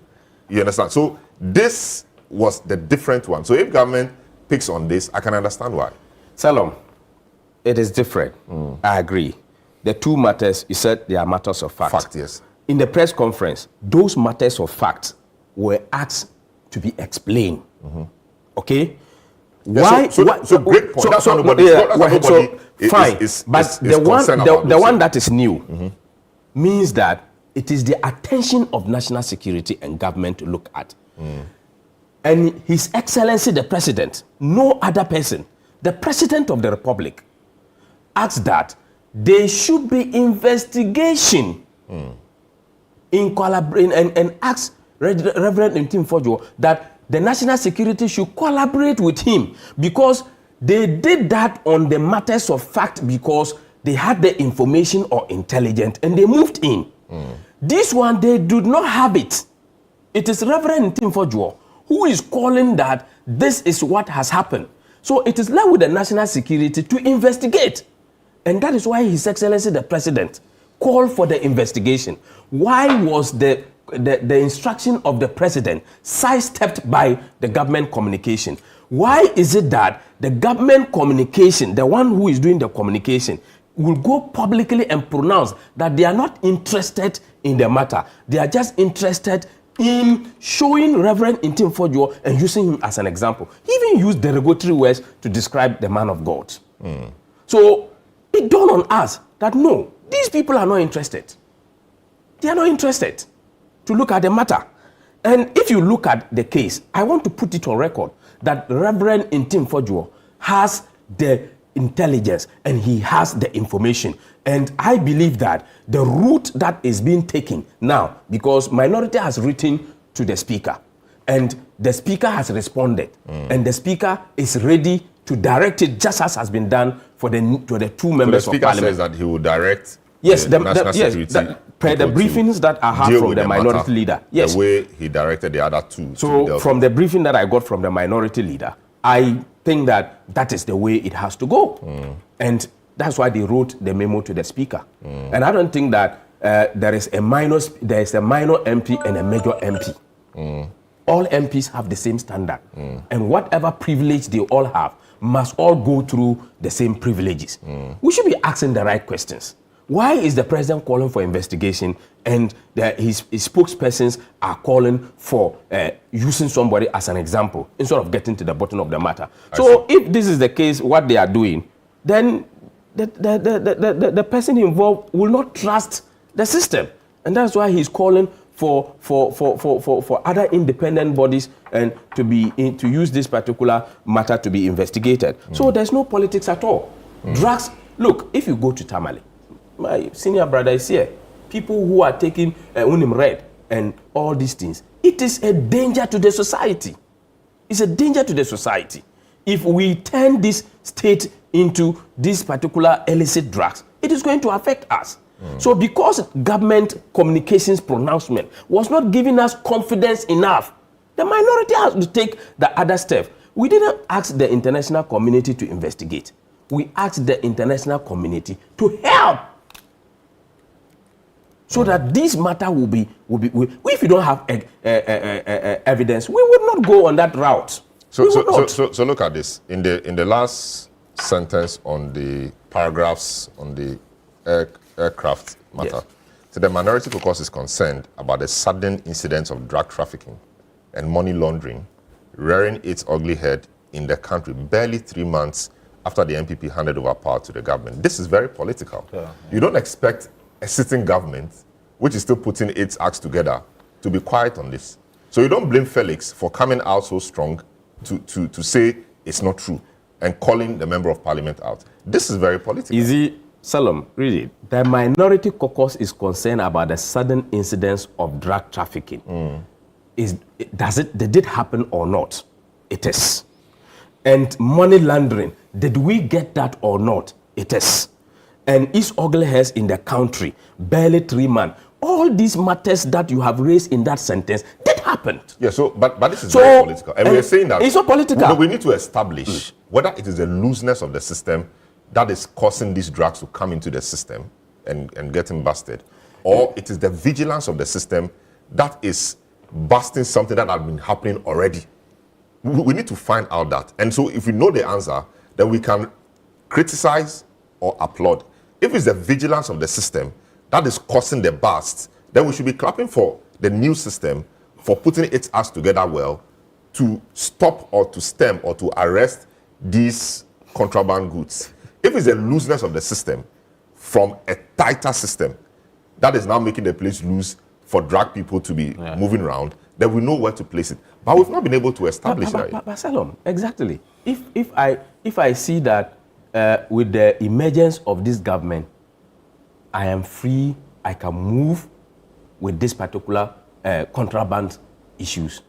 People come in. So you think there's a looseness of the system? Because it has happened. Is it a looseness of the system? Yes. Yes. Because the people now feel comfortable that just the man has come and the government has come. But you see, I can now move with my drugs. You get the point? I can now move with my drugs. Drug matters. I don't think we need to make it partisan. We don't. Because we've seen in the past, we've seen MV Benjamin. We've seen it's like boxing. We've seen all of that. And those happen under a certain regime. So some people may be surprised that a certain regime is now tagging another of making Ghana a cocaine hub. But you see, that's why we need to move the discussion to a nationalistic one, For me, I don't have problem. Okay. But the point is that you've mentioned 2 instances. Senior, you have a problem. The problem is that you are excessively partisan. Maybe because you are now the deputy general secretary. He's doing his work. No, you are excessive. You see, and I'm happy Kutin is here. The cocaine that was $360 million worth of cocaine. How was it arrested? The cocaine was on the sand. A tipper truck containing sand. You think that? So if the system was loose, they won't arrest. Or if it was government machinery, it couldn't. First of all, there was an intelligence-led operation. Somebody gave the information. No, but I'm not. Listen. Okay, somebody gave the information. That's how it was arrested. Yeah. It's not random search. No. And that information was intelligence gathering. If that person who gave the information had done a press conference, I can bet you that the cocaine would have been lost. Yeah. That's number one. So we must behave responsibly. Number two, the matter of the Pariston, yes, on the Navy shores. Clearly, it happened on the ICs. You and I didn't know. Oh, no. It's the intelligence agencies that brought it to our attention. Yeah. And told us that they were chasing. Yeah. They were chasing the pirates. The same thing like the national security raid on the containers. We didn't know. Even up to now, and maybe you don't know, Sapima, where the containers were found. But we are talking about it because the intelligence agencies brought it to our attention. There are questions, what has happened to the raid or bust is legitimate. But like he says, look, I have followed the Los Angeles case of the raid of the FBI. Yeah. It took them 15 years. Yes. There was a bank in this country, National Bank for Commerce and Construction. Housing and construction? Not housing and construction. No, commerce. Yeah, it was commerce first before it came. Yes. Yeah, the name was changed too. You know, it was busted. It no longer exists. Yeah. Many years of investigations led the intelligence agencies through collaborative activities to understand that the bank was financed by drug activities. That was a serious money laundering. Many, but if they had blown it, you will never know. Yeah. So you see, it appears that we are missing the plot. We are missing the plot. And for me, like we started the Tamale case, how did it happen? People painstakingly trace the routes up to India. The source. The source. Painstakingly, you and I didn't know if they had organized a press conference to accuse, but the name of the company was embossed on the drugs they were bringing into this country. They didn't organize a press conference. And the Indian authorities have taken action. Action. They followed them up to India. They've closed down that. And then they pretended to be purchasing and recorded all that as evidence before action could be taken. I'm saying that intelligence gathering requires effort and time. But when because we are so much in a hurry as a country because of excessive political polarization, and I come back to what you have said, I agree entirely with you. I have said I had opportunity to appear before the Constitution Reform Committee, and we politicize everything in this country. Everything. Even now, in your house, one father, one mother, you know who is an NDC, who is an MPP, and sometimes... and sometimes we even criticize behind their back, say, but this man does it. Your own brother. That's how they behave. That's what the level we have sunk in this country. And I agree that the Constitution, when you even look at the Constitution, the framing of the Constitution should give you an indication that there are certain matters that are matters of state. And there are certain matters that are matters of government. And that we should try to separate matters of state from matters of government. And that where the design of the Constitution conflicts, confuses us as to where the powers of government and the powers of states begins, we should separate them, make them clearly. For instance, the Council of State. I have said that if you look at the way, the design of the Council of State, the Council of State is supposed, and that is the name, Council of State. It's supposed to be a state establishment. But look at the elections. Exactly. Why is it so? It's because of the design. The Constitution. Because you have made the Council of State, which is supposed to be a non-political institution, his tenure of office to be coterminous to the tenure of office of the president. Yeah. And so by necessary implication, you are making it look political. Okay. So we should redesign it and make sure that it is the Electoral Commission. Why is it that the president appoints the Electoral Commissioner in consultation with the Council of State and not Parliament? Parliament, yeah. Why? Because the constitutional framers in their mind was that, look, the Council of State will act in the interest of the nation. And so let's do it, but because we have somehow mixed up these things. So I agree with you. Security sector reforms, perfect. Why is it that we change the IGP when the new president comes into? So as we continue on this trajectory, a time will come when we'll have an NDC IGP and MPP IGP. And the National Electoral Commission MPP, yes. NDCGA, MPCCGA, and the NDC Chief of Staff, MPP. A time will come, and that will be bad for this country. Democracy, yeah. Bad for this country. And that is why we should be reforming and thinking of ourselves in a more nationalistic manner than partisanship. Partisanship, I don't say that in any democracy, and you can see what is happening in the US. Yes, yeah. But even with Trump, some Republicans are beginning to feel uncomfortable. Yeah. And they are voicing it out. Because Just as here too. Just as here. So yes, some NDC people are feeling very uncomfortable. Even some MPP people are feeling very uncomfortable. Some MPP people, for us, we are feeling uncomfortable. No, some MPP people have we talk. I've been in private for so long that we talk, and they say, why is your president behaving this way? Our people too, why are they behaving that way? Why shouldn't we?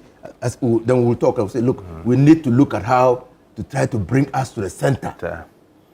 We need to bring us to the center. You see, the radicals on the fringes appear to be controlling us now. We need to be moving ourselves to the center to ensure that moderates take over this country. If radicals take over this country, I'm telling you, we are doomed. Great. Yes, but Selorm, that's the last point. Let me just add this. You see all of this. You see that it has taken away the ECG cable. Yes. That was so important. Yes. And see the what the minority is doing. They've been able to set the agenda, and now the government is following. So the mini minority have now become the mighty. Great. And you see the end of it. John Mahama must take the goodwill of these people instead. If he takes it for granted and he loses the goodwill, that's all. That is all. No matter the good policies he brings, that will be the end of it. It happened to MPP.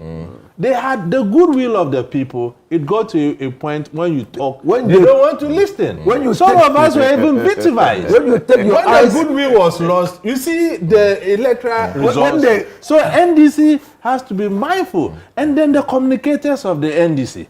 When we are talking about security issue, they should remove the nuances of politics away. Otherwise, they will appear as criminalizing free speech, which is very detrimental to the growth of our democracy. But I want you to address something for me. So the way the raid, and I'll come to Franklin quickly, before Franklin has to leave, but the way the raid was carried out, was that proper? For raid, for security agencies. But they are not above them. No, for security. But you know, me and you sitting here, we have the power of arrest. But there's a condition. There's a condition. And there was a condition met. So the security agencies can even arrest a person with that warrant. But that person must be in transit. Yes. Okay? Now, but if the people come to your house without a warrant, it's simple. So can I see your warrant? If they have no warrant, because an MP is a residual, is a residential person. It's like has a fixed place of abode and all those. He's got employment and everything, so he's not going to run away. And so if you come to his house to arrest him, the first thing you have to show is the warrant of arrest. Okay? And so if there's no warrant of arrest, you simply tell them in plain language. And it's even reported, Taylor sat on the... Taylor sat on the case. He said, look, an invitation to the police station doesn't make it obligatory for you to go. So, no. Until I see the warrant, I'm not following you anywhere. They can't catch you and put you in the car. If they do that, the fear is that they could have bundled him. If they bundled him, he will come out. And when he comes out, he will sue them. Yes. When he comes out, he will sue them. Okay, but how many times have side cases been successful in Ghana? So what I'm saying is that the fact that it has not been successful doesn't mean that it cannot be successful. Anyway, we need to test the law. We need to test the law. So I'm not huge personality. Yes, we could have pushed it and said, okay. So we're saying that the way the security agencies carried out that was in bad taste. It left much to be desired. Well, the security agencies, the leader ought to have just simply, because we are a country of laws, the leader ought to have simply produced the warrant. Oh, this is the warrant we have for your arrest. And please, can you follow us? You are not even supposed to hold you and no, can you follow us to help us in this investigation? In fact, at that point, he is to assist in investigations. At that point, he can decide not to assist. So the invitation is to assist the security agencies in investigating the matter. Okay? Now, so when he says you go, the next option, you don't do anything.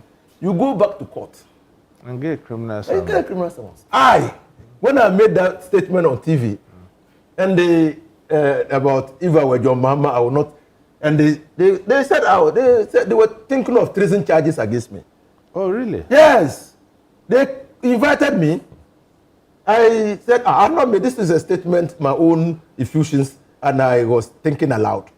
And so, I'm not going. What did they do? They went to court. And brought me criminal summons. And I went to court.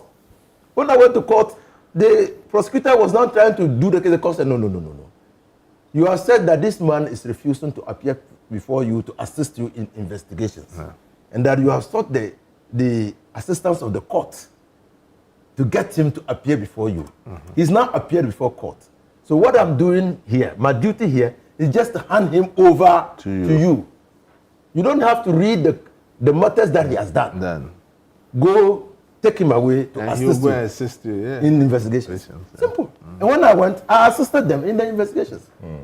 You understand? So I'm saying that yes, there's a procedure for doing, and I agree that criminal summons, short of, and let me backtrack and say, the immunities of members of parliament is not immune. It's not absolute. It's not absolute. It's a convention. The convention came into being when Ghana Budakwe was arrested. And the person who drove the convention is Michael Kwe. And it came into being, the convention came into being during Ayerga's time. Okay. When we said, look. So it's not in law? No, it's not in law. Yeah, it's a convention. So we said, if you have a vindictive education, if you have a vindictive president, what he will do is that you decapitate the minority. And to do it, you just prefer criminal charges. And they'll be up and down. And then you will go into court. And then you can perform your duties. And so the vindictive president with his by the standing orders.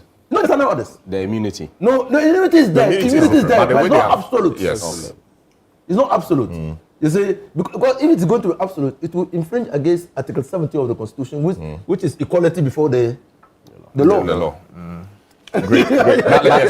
Selorm, on this matter, like for example, if the government communication has not escalated the matter, they would have arrested him. No, we wouldn't have also go on that particular route. So if they had not escalated, because one, the communication director of the party said he will be arrested. Two, the communication at the presidency said that they will get him arrested. They are not interested. He said they are not interested in the matter. They will set him as an example. Then the deputy NACOP boss sat on the TV and said that they will have no option than to arrest him. And the next day, they actually went to his house in the about the invitation to that. I didn't get that clear. They said they had invited him. He said he's not been invited. I was wondering whether the invitation was secret. Honorable Minister of State. Invitation to the MP, because now there's a contention that he's been invited. There's no invitation. He said he's not been invited. Yes, the security people said they've been invited. He's been invited. So it does appear the invitation is a secret. No, I think the president directive. They amounted the president's directive to an invitation, which I have a problem with that. So they sidestepped the president's direction. Who is it going because we have several security agencies. Where is it going? I don't have the internal details of the invitation. Okay. I don't have. But there should have been an invitation. There should have been an invitation. But there has not been any official invitation. There should have been an invitation. Simply. And even there should have been, yes, an invitation is an invitation. It could be communicated to him in written form or by phone call. By phone call. So come to this place on this date at this time and meet this person and will assist us in the investigation. Exactly. If it is by phone call and he's not comfortable, he can say, "Can you reduce it to writing?" To writing. And so these are all standard procedure. And in fact, talking about standard procedure, you know the searches that were conducted on the plane were not in response to Ntim Fojo's allegation. No, it was standard procedure. They need to keep those exhibits because of future reference. It was standard so because of the state interest in or the public interest in the matter, they were forced to release it. And because time has passed, the doubt. Because it's about 2 weeks, nobody was speaking from the airport, the security agent. I actually expected the technical agencies. Yeah, but if he was even invited by phone, for me, I have been invited by National Security. And that's fine. It was on a Friday. I was out of town. So I gave them the next day, Saturday, 10 a.m. And they agreed. The Saturday, 10 a.m., I went and met them. Yeah. Great. Yes. All right. Yeah. So, Franklin, you have the final word on this. What should be the next approach? You said you think we should move on. Maybe not. Kutin says, no, we should deal with it, get to the bottom of it. He thinks that commission of inquiry will be correct. I don't know about that. I don't know what you think. Well, I think we've discussed this enough. At this juncture, let's have Mr. Reverend Team tell us exactly what he has. Because in any case, he went to the public anyway. So, and then let's let this matter rest. I think it's just too distracting. I see. All right, I'm wondering how the next is going to look like. I'm wondering how the next is going to look like because we have a press conference from Ntim Fojo on this matter, and I don't know what he's going to say. We hear he's going to address the press on Monday or Tuesday. I don't know what he's going to say. I don't know whether he's going to bring out evidence. I don't know whether he's going to retreat or resile from the allegations, which is very unlikely at this point, given how we run our system in this country. So it does appear that this is going to travel for another 1 more week. Frankly. Well, let's wait until he does this press conference. I doubt you do it. All right. So a few of your messages before I take a break. A few of your messages that have come through. This one from Evans Odum in Community 28 says that, Selorm, what are the functions of the national security? Is that how to gather intelligence? Prince Henry in Koforia says, good morning. He who alleges must prove. So the proof of burden is on Reverend Ntim Fojo, and he must make himself available for questioning and answering. The MPP must know that no one is above the laws of Ghana and must remember that they subjected the current president to scrutiny and investigation on the Airbus scandal. So why is the MPP acting as if Ntim Fojo is a special person that cannot be questioned or invited? The era of misinformation is over. God bless our homeland Ghana. That is Prince Henry in Koforia. But yes, we are taking a break. But Alaji, he can appear if they summon him, but he will not talk. Oh yes. He can appear. They will ask him questions. He will not talk. He will be there the whole time, and he will go home. He would have appeared anyway. So what then would you have done with that? Or we will deduct from it and make our own inferences and conclusions? First of all, Ntim Fojo, or Reverend Ntim Fojo, or Honorable Reverend Ntim Fojo, is not being invited as an accused person. Yes. No one has said that he is behind anything. Okay. So he's just to assist in investigation. So again, it comes back to, if he appears before the committee and refuses to talk, then what would have been his motive in the first place? It's not being, he's not a criminal. It's just that what he has done has caught us by surprise that, look, this responsible, duty-bound citizen of this country has said things that ought to have been done in a certain way, and that it should help us to understand where he's coming from, why he made those. And so, yes, if he goes there and says, look, this is information. Look, as lawyers or affidavit, we act on information and belief. Not so? Yes. That's how affidavit. We act on information and belief. And we swear to that because my client has told me A, B, C, I D, verily believe him to be true. I verily believe him to be true. And that is why I acted the way I've acted. That's why I've acted the way I've acted. In this case, somebody from Somebody from the state doing law. somebody from the state Yeah. and very strong member of government is telling you that they will use you as an example. No. So, what I'm saying is that and they ask you to come. What I'm saying why is do you that go there? well, Because they want to use you as a the nuances of politics. So yes, so that fear too is also there. What do they want to do? I can give you many examples of myself. You know, when MPP was in power, I was sitting in my office, Parliament, and 3 gentlemen came and told me that somebody had been busted at Heathrow Airport on money laundering. And that in a short while, we will hear the repercussions. I didn't bring out the information until in Belgium, a bank in Belgium closed the accounts of the Ghana embassy in Belgium on grounds of money laundering. And the European Union started putting pressure on Ghana to pass the Anti-Money Laundering Act. Yeah, I remember. And then I made the revelation. When I made the revelation, heaven broke loose. They didn't invite me, the government spokesperson. And I didn't say government official.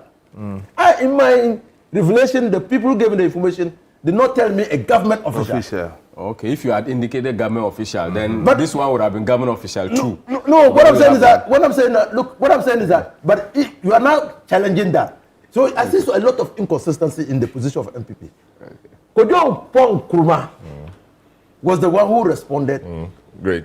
To my allegation. When you had this, I'm getting information that one of our guys have been picked at because of national security consideration until such a time. In connection with this matter. Yes, that's Zaku Mohammed or so. In connection with this matter. I don't know which, but that is it fake news or whatever. I see. We'll get to Zaku Mohammed. Well, he went to the hospital and he was picked up. I don't know how. Let's get more information. We don't know what is how. Let's get more information. We'll take a short break. When we come back, we'll deal with Bawku and then move on to Galamsey. This is the big issue. 97.3 City FM. Don't go away.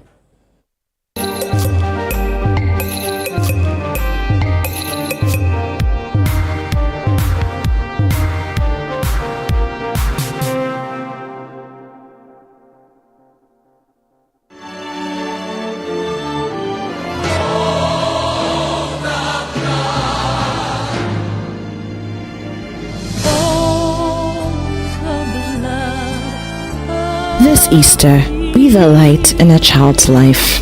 As we gather with family and share meals and beautiful moments this Easter, let us not forget the little ones who have no one, no mother's hug, no father's voice, no warm bowl of food to return to, no pencil to write their dreams with, no exercise book to call their own. They are orphaned, vulnerable, alone. But with your help, we can change that. Support the Easter Orphan Project and give these children some hope to hold on to. Your donation in cash or kind will help provide warm meals, decent clothes, school supplies, and the care every child needs to grow. Because even the simplest things, soap, gari, clean bed sheets, a pair of sandals, these things cost more than many orphanages can bear on their own. How can you help?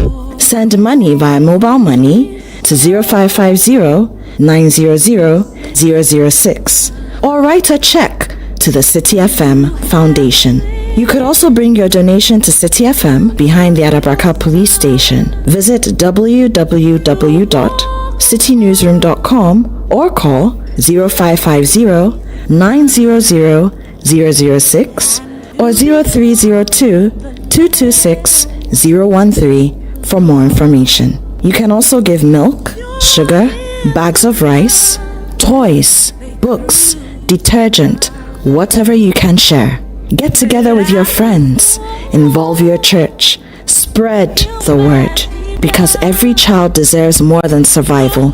They deserve love, dignity, and a fighting chance at life. This Easter, let your kindness light up a child's life. Will you be that light? The Easter Orphan Project is powered by 97.3 City FM with support from Channel 1 TV.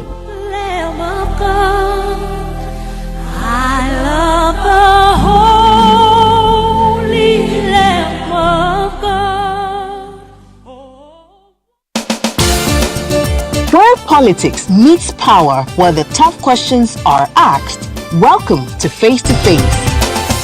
Every Tuesday at 9 p.m., join Umaru Adonoo as he takes you face to face with the key players shaping the future of our nation. I lost over $10 million at the trade fair. You had a fight with the management of trade fair? I don't have a fight with them. I just deplore the way they went about what they did. Let's talk about the chief prosecutor of the state at the time that you were being prosecuted, Bawku, the Attorney General. Yes. I think he was directed to jailers. By who? By the system. Bawku has been a failure for your government, though. Can't be a failure. You have not solved it. No, you are not praising them, the previous government for solving Yendi, which was even a more difficult case. It's quite obvious that from these votes, the people felt that let's just let you go. So they were disappointed in us. You are essentially the worst government in the Fourth Republic. I don't know how you are doing that. If you based on the indicators. Yes, based on the number of people who refuse to come and vote for you. If that is your analysis, then why not? No filter, no boundaries, just the truth behind the headlines. Deep, bold, and unflinching. Face to Face with Umaru Adonoo airs on Tuesdays at 9 p.m. only on Channel 1 TV, where politics gets real.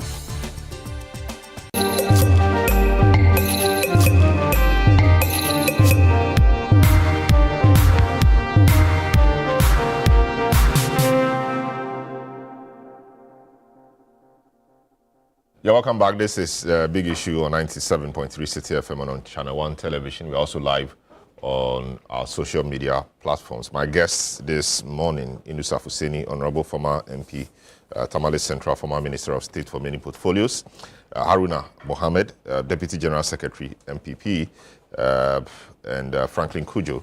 Also, we have security analyst Emmanuel Kutin here.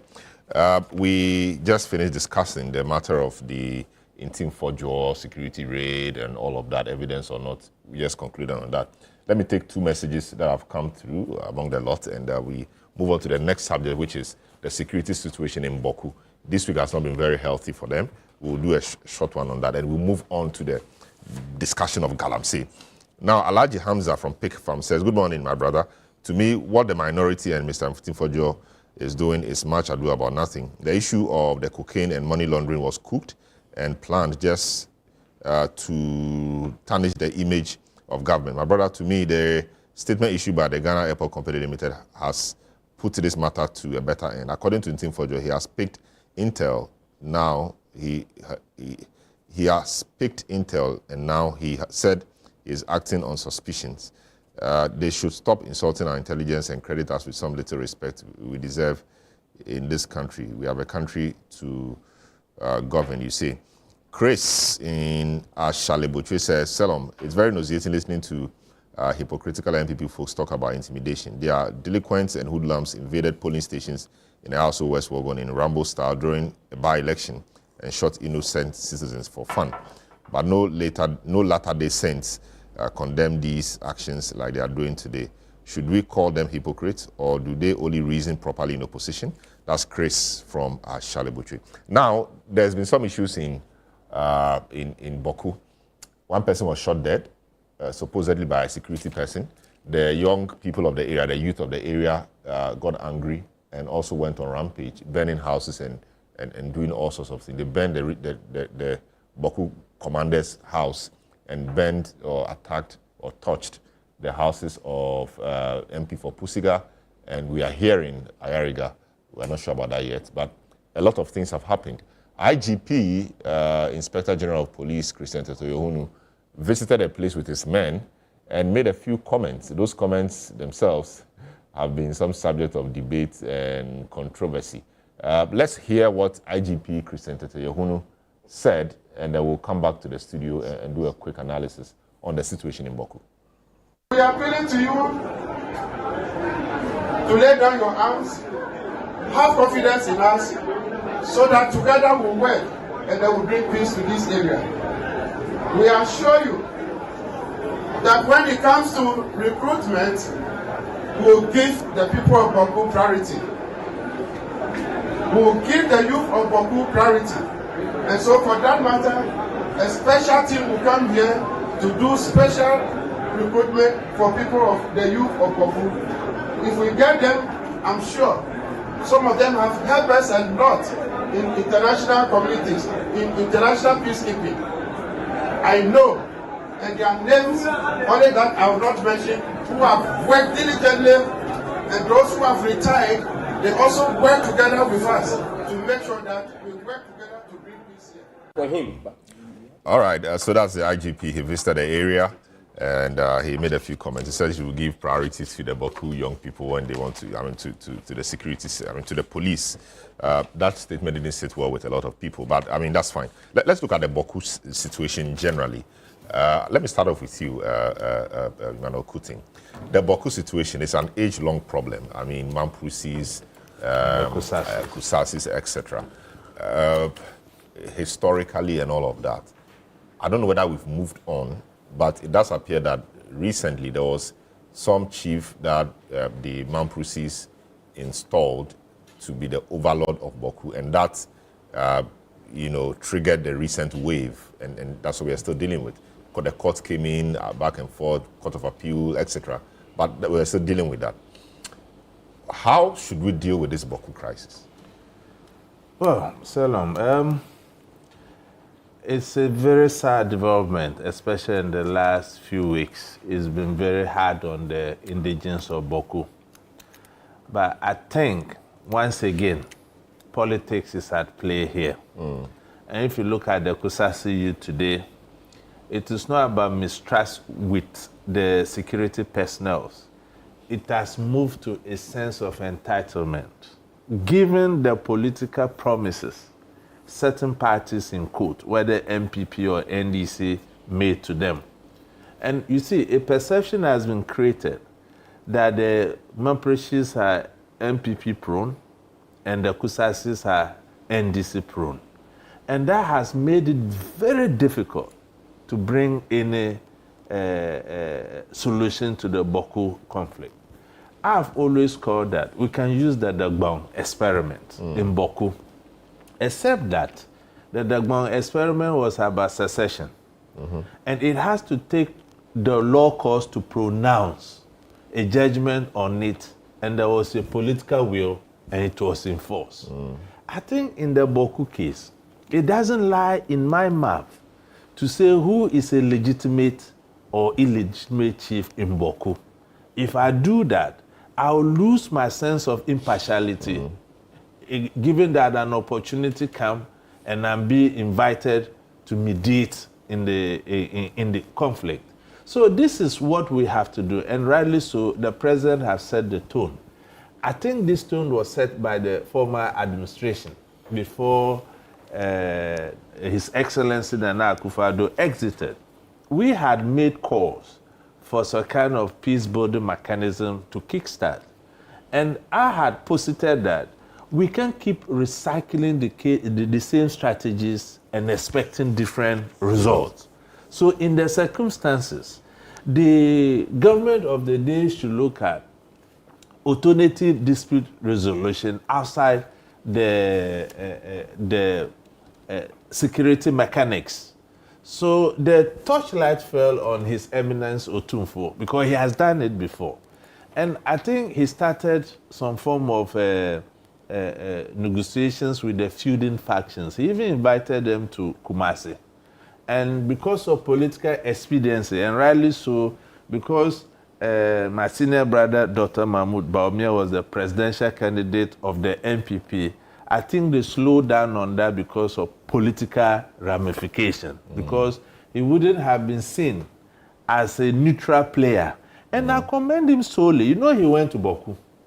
And that was so telling. I was happy that, look, the saturation point of getting peace in Bawku was then.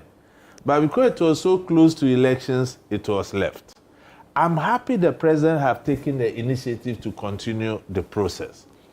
In the process of dialoguing, I think that we also have to explore the legal aspect. Because if we don't run to our courts to pronounce a definite judgment on this matter, enforcement will become a challenge. Because the Mamprichis are saying they had a Supreme Court ruling that gives their chief as the legitimate chief of Bawku. The Kusas are also having the same Supreme Court judgment. So our court has to somehow be circumspect. So now we have to create an opportunity where we harmonize the various court rulings and see which ruling will stand the test of the day. And what that happens, the government should have the political will to enforce the orders of the court. We are in a democracy. The Mamprichis chief that was escorted to Bawku, I think it was quite problematic.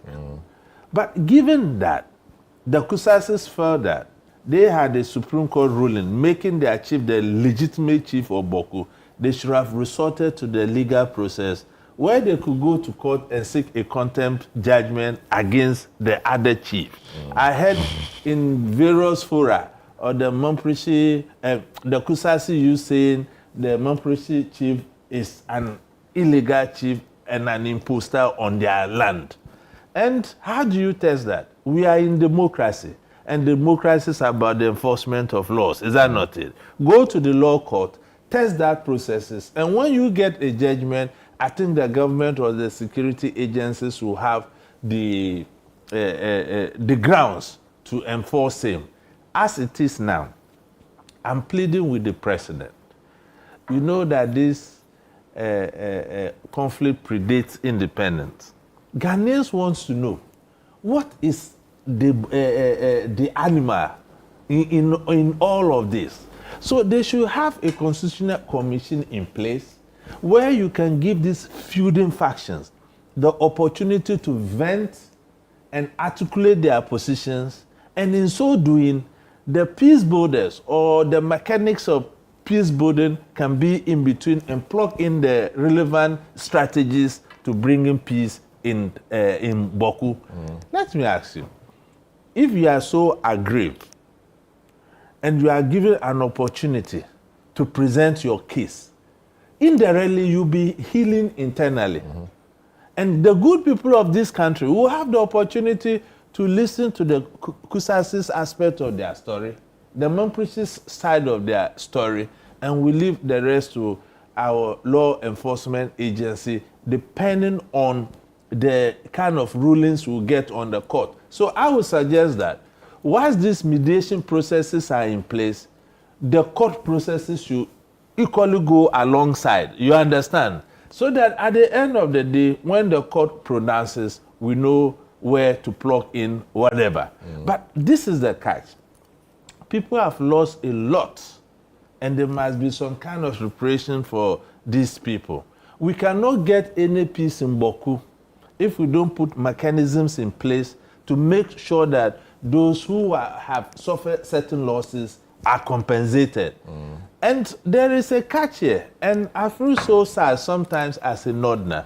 We, the elite from the North, we contribute so much in inflaming this kind of conflicts. In the Bawku case, I think that those of us from Bawku who are privileged to have gone to school, and these various groups comes to ask for advice and those kind of things, we should think about the larger picture of Bawku and don't look at the immediate gratification of the client system. Look at Bawku. It was raking in a lot of revenues to the state. The Barclays Bank at the time, it has one of the highest cash inflows in terms of cash deposit in the whole country. What has happened? And you know, terrorism and violent extremism is lurking at the corner. Look at the Sahelian state around Bawku. So if Bawku should fail Ghana will be in dire distress in our fight against violent extremist groups or terrorism. So in the immediate term, I think that given what has gone on, the IGP should do a very honest assessment of the situation. There will be counter accusations against the regional police commander, ACP Adofim. And Adofim is from Navrongo. And I think that for the fact that he hails from the area, naturally, you have some kind of relations. And that will compound the problem of trust. So once one part of the party is calling for his removal and he's been accused of bias, he should humbly be removed. And there should also be enhanced security forces with very clear rules of engagement. And we should also create a humanitarian corridor where those who suffer losses can get access to medical aid. And the critical thing I would suggest to the IGP is that, given the tension, they should implement temporary buffer zones between the conflicting communities, so that we don't see escalation of these things. Then we come to the medium term.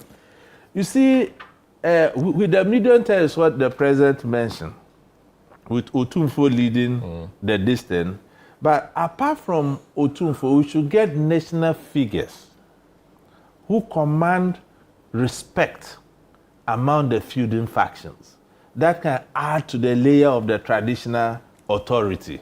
And the process must be such that we must imbibe in it a very structured dialogue processes, so that we don't lose we don't risk being accused of favoring one side to the other.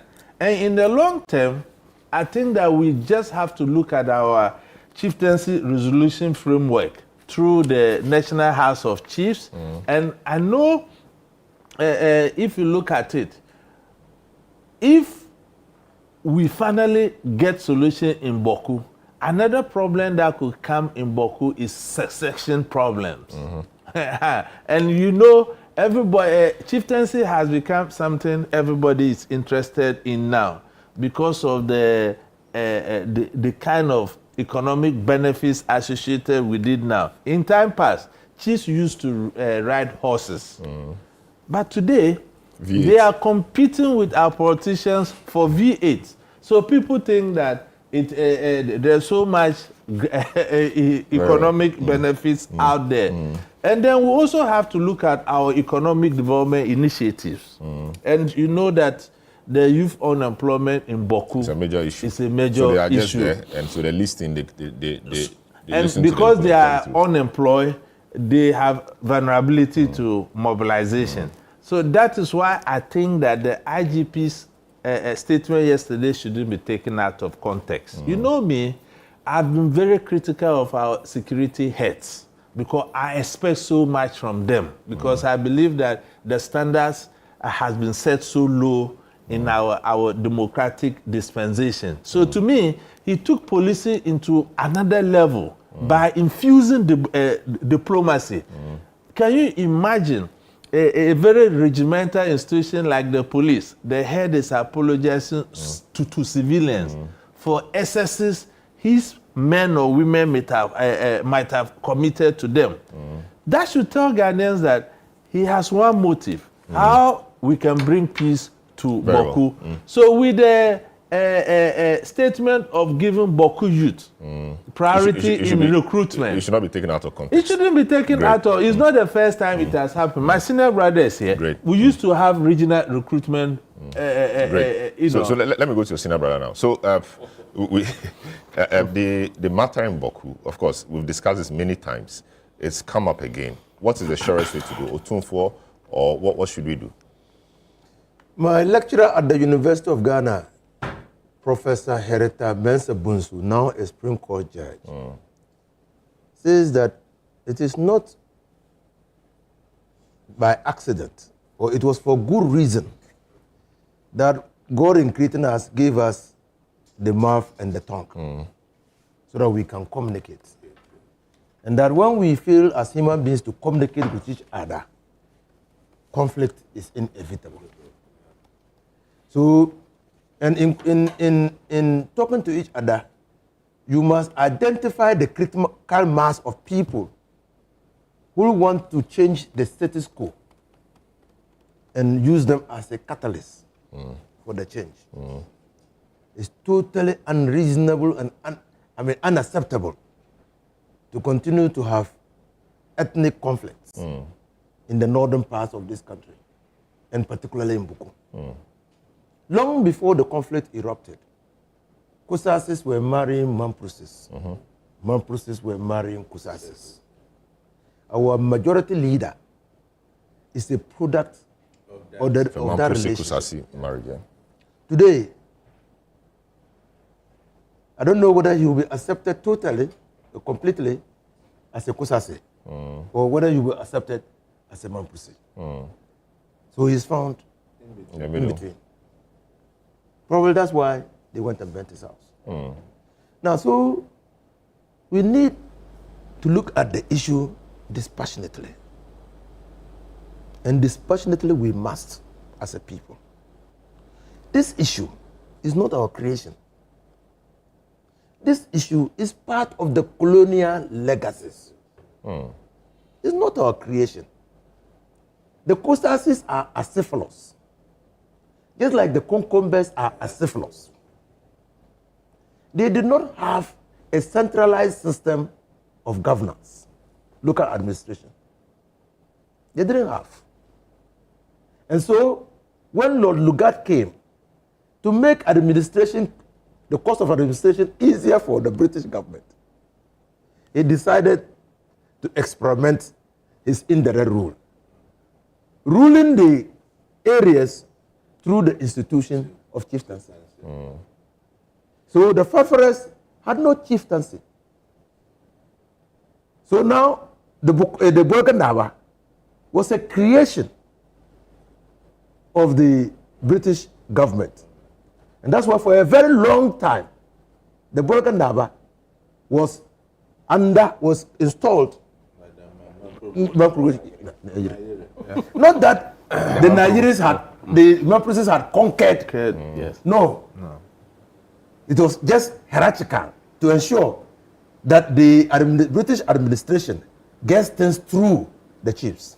And the British administration was so powerful that if after installing the chief, and there's the story told in the President John Mahama's hometown, where the chief disobeyed the district, they were called district commissioners then, he was subjected to caning publicly. The chief was subjected to caning publicly. So now, and so this system entrenched itself. The Fafares are not fighting the Mamprusis because, in the case of Bawku, the Mamprusi Nayiri did not install a Mamprusi chief. A Mamprusi chief in Bolga. In Bolga, yes. He made one of them a chief. But in the case of Bawku, a Mamprusi is being installed. He brought a Mamprusi, and you can understand. Even that time, when Putin is right, if you watch the transatlantic slave trade, Bawku was a commercial center, generating a lot of resources. For this country, and even for locals. The chief there derived a lot of money through taxation. And so, it was important for the resource of the Mamprusi Empire to have their local representative in the commercial capital of Bawku for tax purposes. So you can understand why there was no Mamprusi chief in Bolga, because Bolga was not known. Bolga was not, it was not a commercial capital. Okay? Well, a lot of things have happened. The Kusasis have grown big. In fact, in Bawku, they outnumber the Mamprusis by far. Now, even we as Ghanaians, when we were under British rule, the time came that we said, enough is enough. So you see, There can only be one solution to this problem. Which is? A realization of the realities of modern day Ghana. And then restorative justice. And devolution of power. So that's what the Tunfor should be looking at. What is it that the Mamprosis will accept in order to let go? Okay. Bawku? What is it that they will accept? Great. So for a long time, they were keeping the reins and they are going to lose out. So what is it that they will accept? To compensate them for letting go. So that's the opportunity cost. Interesting points raised by both. Haruna, what's your take on that? A quick one. I think that my seniors have made very good points on this particular matter. I have grew up to witness conflict, and I wouldn't like to applaud or clap for conflict. It has affected me one way or the other, and I would not be very happy to see my colleague human beings who will have productive lives to be engaged in conflict activities. This is a region that has been soaked with so much blood. A lot of hundreds of people have been killed through this particular conflict. Children have grew up to the sound of a gun just like a music, and some of these things has to be checked. Schools have been abandoned, hospitals have been abandoned, accessing healthcare has been a very difficult matter. Businesses have been scrambled. You go there, many of the institutions, Senate and other banks have withdrawn their services. Should Ghana Water Company withdraw their services, what is else? So I want to use this opportunity to call on the good people of Bawku, the feuding factions, to try as much as possible to give peace a chance. Bawku can get back to where it was yesterday, and it takes all of us to be able to get there. And I also want to say that I don't disagree so much with what the head of security said in there, but we should not let it look like recruiting people into the Ghana Police Service will become a rehabilitation center. We should not use it as an encouragement. We can use different modes to ensure that at least we get the people to put down their guns. Great. I don't know. What I wanted to avert your mind to is that probably that is his way of building the critical mass. So the discipline. In the police service, the discipline in the security agencies might help in building the critical mass of people. Very well. That will move to the center and see an end. And he didn't say precisely. Very so well. it's for both. Great. So now we'll move on to the next I don't want to debate it. Which is Galamsey. We'll move on to the next matter, which is Galamsey. Now, gentlemen, now the Interior Minister, Muntaka Mohammed Mubarak Muntaka, has disclosed that 107 foreigners have been deported since he assumed office as part of the government's efforts to combat illegal mining, commonly known as Galamsey. Among those deportees, 92 were Chinese nationals, with an additional 13 individuals said to be deported in the coming week. Speaking on the issue during an engagement with imams and Zongo chiefs on Thursday, the minister emphasized the severity of Galamsey and its impact on Ghana. Let's hear him. Our country is becoming a preferred destination for many across the world. But that comes, as you may know, for those of you in the police service, I shouldn't be telling you this. As many people troop into our country, so will crime will also increase. Just last year alone, 2024, over 7,000 Chinese sought residence in our country. Over 8,000 Indians sought residence in our country. As they troop in to do business, we should also know that many of them too may be coming with criminal mind. And as you may know, recently you heard the busting that we did with the immigration service. And the Chinese and some other citizens, Filipinos that we found, the kind of activities that we did were purely defrauding citizens around the world using a system that is set up that was so sophisticated. Many of them are into our forests. Many of them are cutting our trees unlawfully. Others are involved in Galamsey activities and many, many other crimes. We have resolved as a new policy that for 2 things, you in our forest, whether doing Galamsey or cutting our trees unlawfully, getting yourself into fraud activities, that's whether using computer or other fraud activities. For these 2 crimes, when we arrest any foreigner, we are not interested in prosecuting them. Our first option is to take them back to their country. And this is something that we are very serious about. And you are the first point of call when sometimes you make arrests or when people are arrested, they are handed over to you. Please, if it involves these 2 things, the prosecutors within the police have officially written to the Attorney General, we are not interested in prosecuting people who are destroying our environment and who are defrauding people across the globe. What we want is that we want to take them back into their country, and then we'll put them on the stop list, never to be able to come back to our country. And we want you to take this in very, very seriously. Since we started, we've taken a number of them abroad. I mean, about 107 have gone. We currently have, I think, about 17 that we are processing. And what we do, we simply get their embassies to foot the bill. We insist that, no, they have to foot the bill and carry them away. And now we are reintroducing another thing just to make it easier for you. We are saying that if you are coming from the Asia, you must have a security clearance from the country that you are not a criminal before you even embark on a plane to come to our country. All right, so that was the Interior Minister articulating government's position on how foreigners in this Galamsey fight will be dealt with. A lot of these foreigners being Chinese nationals. Just over 107 of them were deported since he took office, and so that's been quite a number. And government is not necessarily interested in prosecuting them. They will have to pay and get their people deported or take care of the deportation.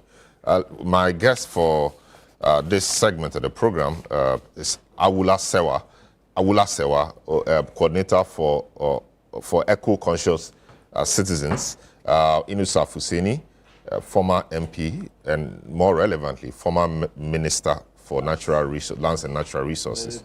So very important in the conversation. Haruna Mohammed, General Secretary of the NPP, Deputy General Secretary of the NPP. I won't give you trouble, don't worry. No trouble. And also Emmanuel Kutin, security analysis. There's a whole security angle to this. And so we are set. Let me start out with Awula Sewa. She's been on for a while. Thanks so much for joining us, and thanks so much for holding on whilst we dealt with the other matters. Yes, government has been trying to solve the problem. We've seen the new minister, Emmanuel Amakofibua, do a number of things, training river guards, the environment minister trying to work on the LI. We called for total repeal. They are amending. A number of things appear to be happening. They say they've claimed or reclaimed some forest reserves, etc. Now, the new thing we are hearing is that government is going to ensure that foreigners engaged in this illegal business are promptly deported. And this has raised quite some concerns. Talk to me about what the eco-conscious citizens think about this particular initiative of deporting the people and not trying them in Ghana. Good morning to you and your listeners, and thank you for having me. We are quite perplexed at what is going on. For example, if you talk about the revocation, whilst in opposition, His Excellency the President said that if he came to power, he would revoke LI 246 the legislative instrument that allows mining in forest reserve. This hasn't been done, contrary to what we have been promised. And what has been laid before Parliament is an amendment. So the law is still in place. All that has been removed is the power of the President to allow mining in globally significant biodiversity areas. When it comes to mining, before you had the protection that you could not mine in more than 2% of production forest reserve. Now there's virtually no restriction. So that is very, very sad that this is what is happening, contrary to what we have been told. You are talking about training of river guards. Fantastic. When the environmental terrorists are very heavily armed, what are the river guards going to do? Even our regular army has been greatly challenged by some of these environmental terrorists. So I'm not quite sure how this is helping. You talked about reclaiming some forest reserves. Some of the forest reserves that were supposed to have been reclaimed. We know that some forestry guards were attacked, and I believe one is fighting for his life. And now the most recent one, deporting. I mean, we were a bit perplexed because we know that government was like to go by the law. The law is asking for them to be prosecuted, and then they can serve their sentence, and then you can deport them. If you just deport them, first of all, it's discriminatory. When it comes to the Africans or Ghanaians, they are going to be prosecuted. When it comes to the Chinese, I'm not sure if we're afraid of them. We are saying that you've come to poison our water bodies, you've come to destroy our forests. Thank you very much. You can have a flight back to your country. We are not going to be prosecuted or convicted. So technically, you are not going to work as a convicted felon. We are just saying thank you very much for poisoning our water bodies and for destroying our forests. Bye-bye, you can go. And we know our experience with deporting people, a la Aisha Huang, who had supposedly been deported but was still coming back to engage in illegal mining. To date, I'm not quite sure if she's serving her sentence or if she has also left the country or is back in illegal mining. We do not know. I think that deporting rather than prosecuting sends a very bad message. What you are telling foreign nationals is that they can come to Ghana, destroy our water bodies, poison our landscape, decimate our forests, and all that will do is say, thank you very much, you can go back to your country. And the way our borders are porous, I'm not quite sure that they will not return. So I think it sends a very bad message, and I'm confident that this will be reversed. The justification is that we don't want to spend our resources in prosecuting them. Prosecution could be a long process. Our prisons. See, it's a very lame excuse. We know we are facing ecocide. We say that we face an existential threat. I mean, if somebody comes and is poisoning you, the best you can do is to just report the person, and then when it comes to Ghanaians or Africans, you're going to prosecute them. You have to send a strong message. You cannot come and poison us and go scot-free. We're even talking about the polluter pays principle. After you've been prosecuted and found guilty, your assets should be sold and used towards the cost of cleaning up. You know, when you look at the rise in kidney disease, you look at the cancers people are getting. I was talking to a pathologist in Kumasi. He was talking about very young children in the Galamsey or illegal mining belt are getting kidney disease. You look at the poisoning of our land space, and right now even our tubers are poisoned. We look at food security issues. We look at national security issues because some of them are highly armed. How on earth can we just say that when you've come to engage in this environmental terrorism, all we'll do is to deport you? You can set up special courts that deal only with environmental cases and speed things up. It is a very lame excuse. Another excuse has been that our prisons are full. Yes, our prisons may be, we may have people who stole a chicken who have been in prison for a long time. You can get those people out. People who have been on remand for a very long time. If you are resetting, this is an opportunity to reset by getting out of prison people who shouldn't be there, and then putting in there the real criminals, the environmental terrorists who are poisoning us. I see. So what will be your assessment? 3 months old government, Galamsey fight, major issue before the elections, promises made. Will you say that the situation is the same, is worse now, or it has improved a bit? Where will you place government in this? You see, if you look at what is going on, the brave journalists who have put their lives on the line, including Erastus Asaredonko, they send daily posts. So we know that the situation is dire. It's certainly not better. It is certainly not better. We have the same problems of the suspicion that highly placed people are involved, MPs and others. The forest reserves are rife with environmental terrorists as we speak. They are just destroying the forest. As we speak, our water bodies are being poisoned. The river Nkombra has been diverted. We know about it. Nothing is being done. And I don't think that it's environmental terrorism was high on the agenda. What was high on the agenda was oral.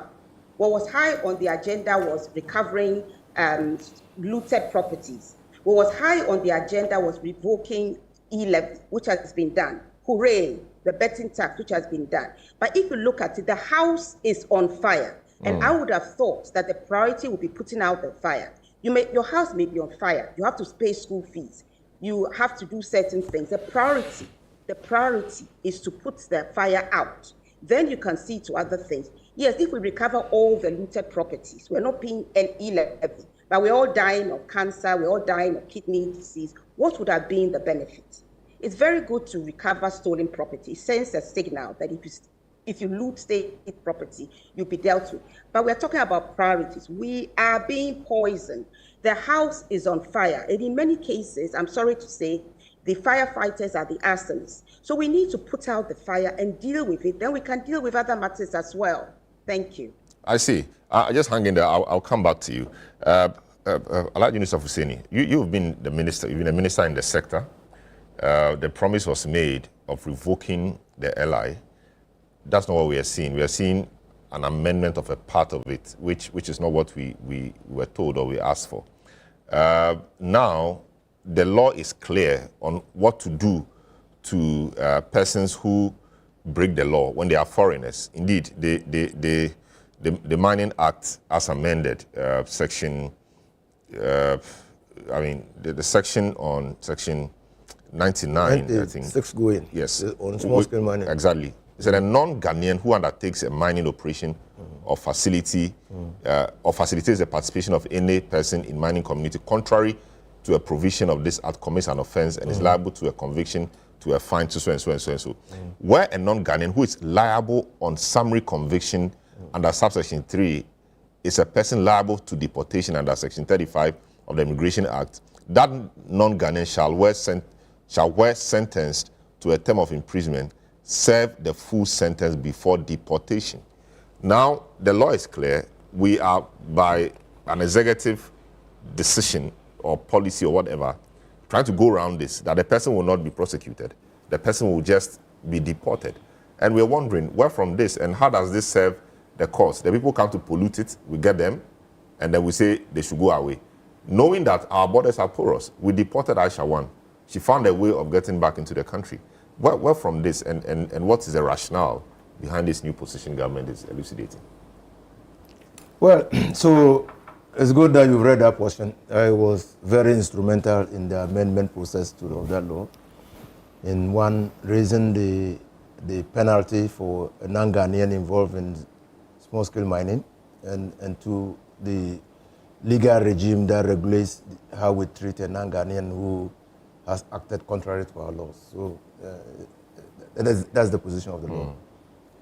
Two, our motto is founded on freedom and justice. And it is manifestly and demonstrably unjust to treat people equally circumstanced differently. So if a Ghanaian is involved in illegal small-scale mining, and a non-Ghanaian is also involved in illegal small-scale mining, justice requires that we treat all of them, or both of them, equally. In accordance with the law. In accordance with law. And so that informed my opposition to Osafo Mafu when he justified the deportation of Aisha 1 on the basis of the fact that incarcerating Aisha 1 was not going to put food on our tables, it was not going to bring us money and all those and that. And so I filed, at that time, I filed a motion of censure against him in Parliament. I was only prevailed upon by the leadership not to move the motion because I thought that he was invariably saying that justice is for sale in this country, and that embarrassed the country. And I was vindicated subsequently when Nana Akufo-Addo apologized to Ghanaians and said they had gotten it wrong in the first instance. Now, I do not know the policy imperatives that informed a shift in the decision of government. I have not sat with the Minister of Interior, neither have I sat with the Minister of Lands and Natural Resources to understand the policy shift. Because this law, the amendment, was done during the first term of John Dramani Mahama, the first term. Now, except to say that I think that they are taking a leaf from what Donald Trump is doing in the United States of America, removing undesirables from the United States of America. And it doesn't matter whether they have been convicted or sentenced. In fact, in the case of the El Salvador, Venezuelans who were sent to El Salvador, they were actually in prison. And then he removed all of them and sent to El Salvador to serve their prison sentences over there. And so, apart from that thinking. I do not know what has informed the minister. But it's important, I agree with Awula. Illegal small-scale mining, no matter how you look at it, poses an existential threat to our country. I'm even now worried in the face of Trump's disruptive conduct on the international scene, and particularly his imposition of tariffs. That is weakening the American dollar and making gold a safe store of wealth. So the gold prices have shot through the roof. And so the appetite for gold has increased. And if we don't have strong regulatory regime in this country, we can't control. The illegal mining activity is going to exacerbate. Because now, a kilo of gold will make you rich. Okay? And when, yes, and when that happens, all of us will suffer the consequences. Then we all go to the forest. No, you can't go to the forest. We can't go to the forest. You see, in other jurisdictions, I have said that there's a great push towards making environmental crime against humanity. Because you see, why are they fighting in Latin America to preserve the Amazon forest? It's the lungs of the world. Yeah. Why did we declare Itiwa as a globally significant biodiversity area? Why did we do that? The Ramsar sites. The Ramsar sites. They serve very important and useful. The ecosystems over there are for our benefit. Now, can you imagine what is happening to our farmers? Yeah. We say poverty has exacerbated. Meanwhile, we are not even going to the root causes of the poverty.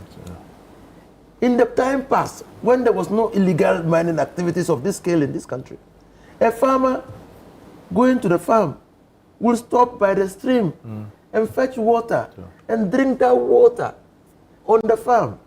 He had access to water 24/7. Today, he can't drink that water. Even not even for irrigation purposes. Now, there were people who decided that they won't farm, but they will be fishermen. Their whole livelihood depended on the streams. The streams are dead. They are dead. No life. We can't even get fish. We have, you know the amount of money we are importing. I mean, we are using to import fish into this country because we've killed all the streams. Now, to add to that, I went there as minister, and driving around, we saw a young guy trying to open a mercury bottle with his teeth. Can you imagine what that means? The child, innocent child, was exposing himself to unquantifiable danger. And we here, sitting here, we are not immune. In the olden days, we heard of Obuasianka, because mining was taking place, not illegal mining, but cyanide was seeping into the oranges, and they're making it sweet. And then we said, Obuasianka there, where simply the chemicals were seeping into the oranges. That's what happens. Hard chemicals, when they seep into, when they are imbibed by the plants, they get into, if they produce fruits, they get into the fruits. Very, very... Today, let me conclude by telling you, in 2000 or thereabouts, the European Union warned Ghana that our cocoa was failing sanitary and phytosanitary conditions. Meaning there were substances that were being detected in our cocoa. And so if we didn't take steps to regulate our cocoa industry, the European Union will ban. So even illegal small-scale mining is targeting the economic base of this country. Selorm, today we know that last year and the year before, our cocoa production has fallen to less than half of the capacity. We're now producing less than 500 tons. Metric tons. Metric tons of cocoa. That is what illegal small-scale mining is doing to us. That's great. Very important things you have said. You know, but given the huge impact caused by the things you have said, one would expect that the new government will take on the fight head on and deal with it decisively. But we are not seeing that. Repealing or revoking the law was what we wanted to do. Now we are just amending a portion of it, which will just give us 10% of the result. Find the people or convict them, fine or jail them, after which you deport them. We have watered that down. We are just deporting them. It doesn't appear that all these things you have said, the powers that be, your government, is seeing it as seriously as you have said. And that appears to be the problem. It's serious. I was part of the committee on natural resources. And in fact, that if we read our manifesto, the NDC's position on illegal small-scale mining is quite evident. We don't tolerate it.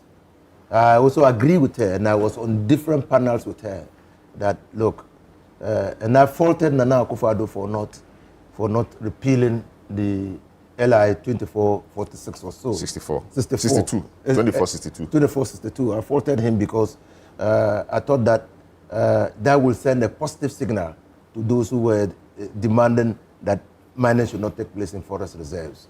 I also said that he should declare a state of emergency to be able to deal comprehensively with mining in forest areas, because to my mind, if he didn't declare a state of emergency, he will only be able to deal with the emerging threats to the forest, not already existing threats. That is, those whose accrued rights, you know what accrued right means, those who have already gotten licenses to mine in the forest areas. Not declaring state of the emergency will not deal with such people. And we wanted a comprehensive and total halt to mining in forest reserves.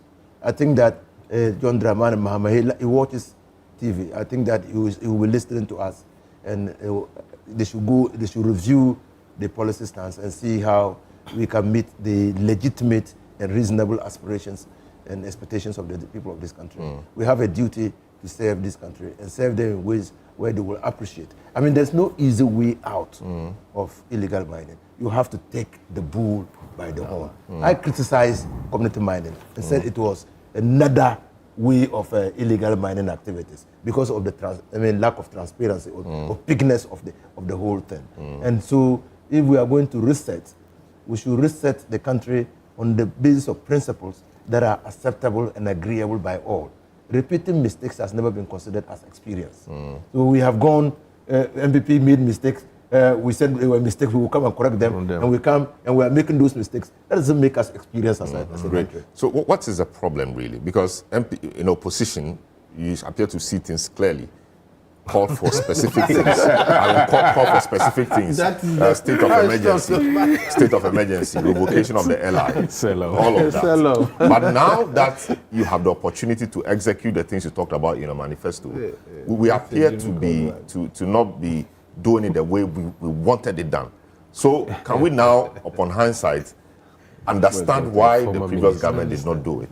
Because what is the reason? What is the problem? My intervention on the illegal activities of small-scale miners does not in any way suggest that I don't see things clearly.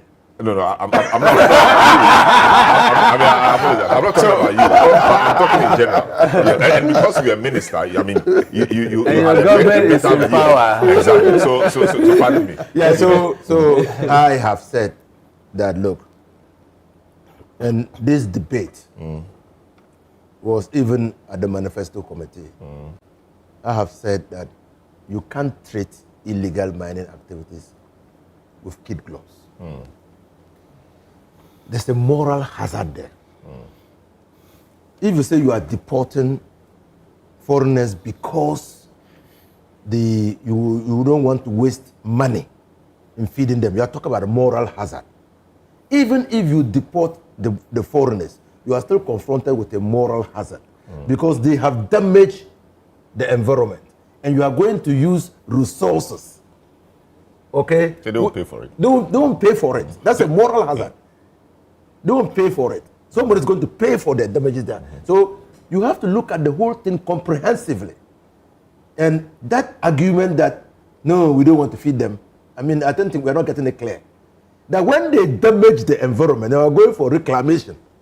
We're not going to tax the Chinese or the foreigners to bring money for us to do the reclamation. We are going to use money that could otherwise send water to Yendi or to Tamale to do the reclamation. And so, but it's important for us to send a clear message to those engaged in illegal small-scale mining. And I've said, wavering gives a conflicted message to those engaged in illegality that we are not strong enough. Great. When you demonstrate that you mean what you say, and you say what you mean, the people will run away. And if they don't, and that's how we deported 5,000 Chinese.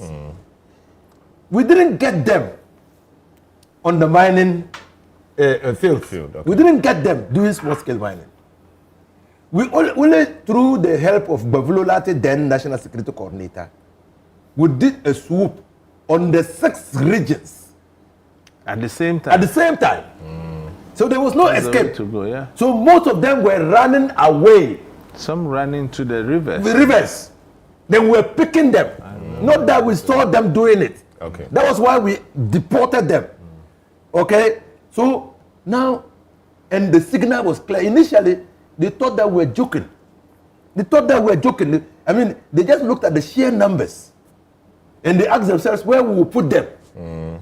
And so, and that we will not be able to follow through. These criminals today, they analyze everything that we do.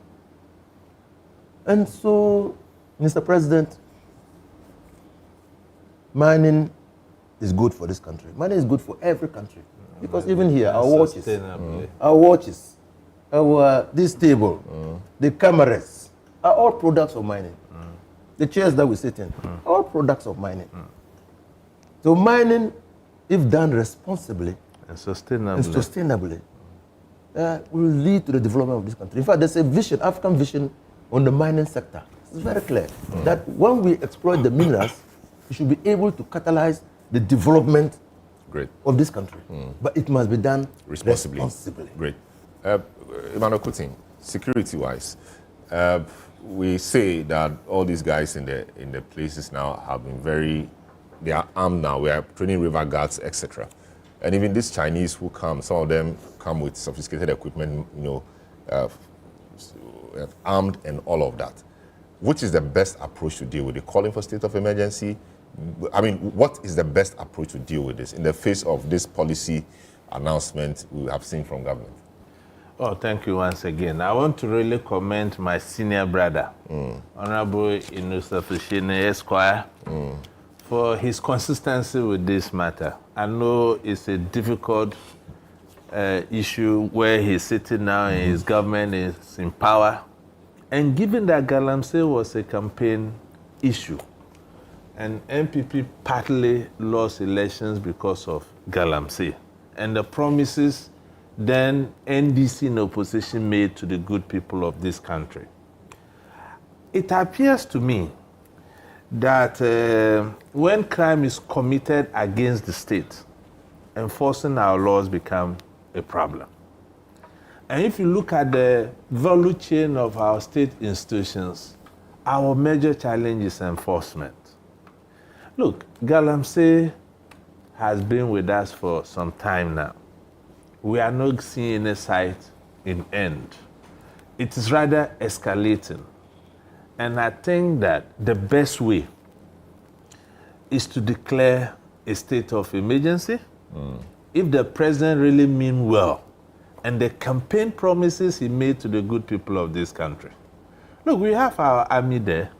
They have never been to war. All they go is peacekeeping missions. Our water bodies have been poisoned. Our very survival is under threat. Not only from Ghanaians, but foreigners. And what are our military trained to do? Not to fight foreign aggression. So what are they doing? So if we cannot use our army to confront these menace, then what again can we fight for this country? So I can conclude that Galamsey has become a political issue. It's like a football team. The first 11 will play the first 45 minutes, and the next 11 will come. And that's precisely what we are witnessing. Now NDC is in power. The MPP kingpins in the Galamsey side are even running away. So there's some kind of tacit cover for the operatives within the party to also get some of the what? The benefits from there. So I think that there is easiest way to fight Galamsey. There are financiers. Are we saying as a state we can tackle the financiers? The equipments that are being used, is it not our posts they come through? Are we saying we can't trace that? The minister says they are considering reducing or placing a ban on importation of excavators. Yes, that would be good. But you see, our policies more often than not are not evidence-based. And we don't learn from best practices. They are populist at best. Like what my good brother, the Interior Minister, had just said, that they are now going to deport foreign nurse engaged in Galamsey. He has written to the Attorney General and stuff like that. What consultations were done? I think the best way was for him to do stakeholder consultation and look at it holistically. But to bring this populist idea, I'm not sure it's going to help us. And let's be guided and minded. As a country, we have obligations to international conventions on the environment. So we cannot just say in a democracy where it thrives on the enforcement of laws, you discriminate in the application of such laws. Great. I believe that they should be prosecuted, or like my senior brother suggested, we should put special courts so that these people can be fast-tracked and prosecuted. And the benefit of that is that it creates some kind of precedent and records. And then when prosecution is done, you can look at the diplomacy, where you and citizens of that country can engage depending on your economic bilateral agreement. Then they can go home and serve their terms in their home countries. And there should be mechanisms in place to check same. I think in international best practice, this is what has happened over the period. So to me, until we declare a state of emergency, any cosmetics approach, like the water gas we are talking about, I think that we are misplacing their use. If we put system in place, they will function well, because they will kind of be like informants to give the relevant security agencies the information they need to act. But until we put the right strategies in place, I think we'll be jumping the gun when we commission this water gas to police our water bodies. And at best, some could, I could say that it amounts to just getting boys for party boys and girls. Their effects will not be felt. And you know, after that inauguration, a forestry guard was attacked. And if you go to the mining area, Selorm, it is a sight to behold. I see. And violent extremist groups are in inoculation in those areas, because if you even speak to some of these people, you can't even understand the languages they speak. And we talk about violent extremism around our Sahel regions. That's scary. So that is why we must take this fight on Galamsey very serious. Great. And the best way to go is to declare a state of emergency. Before Haruna comes in, every day I sleep, I wonder whether we have forgotten history. Once upon a time, the area that we now call the Sahara Desert was a forested region. Was a forest. It is the destructive tendencies of humans that has made the place that way. I see. That's what food for thought for us. Haruna, your government suffered somewhat because of Galamsey, and we're all on your government. Declare state of emergency and all of that. This government has begun some work. We said revoke, but they are amending. State of emergency, they are reclaiming forest and all of that. Sitting where you sit and you're upon hindsight, how will you say that the fight is going? Selorm, it's really very sad for our dear nation.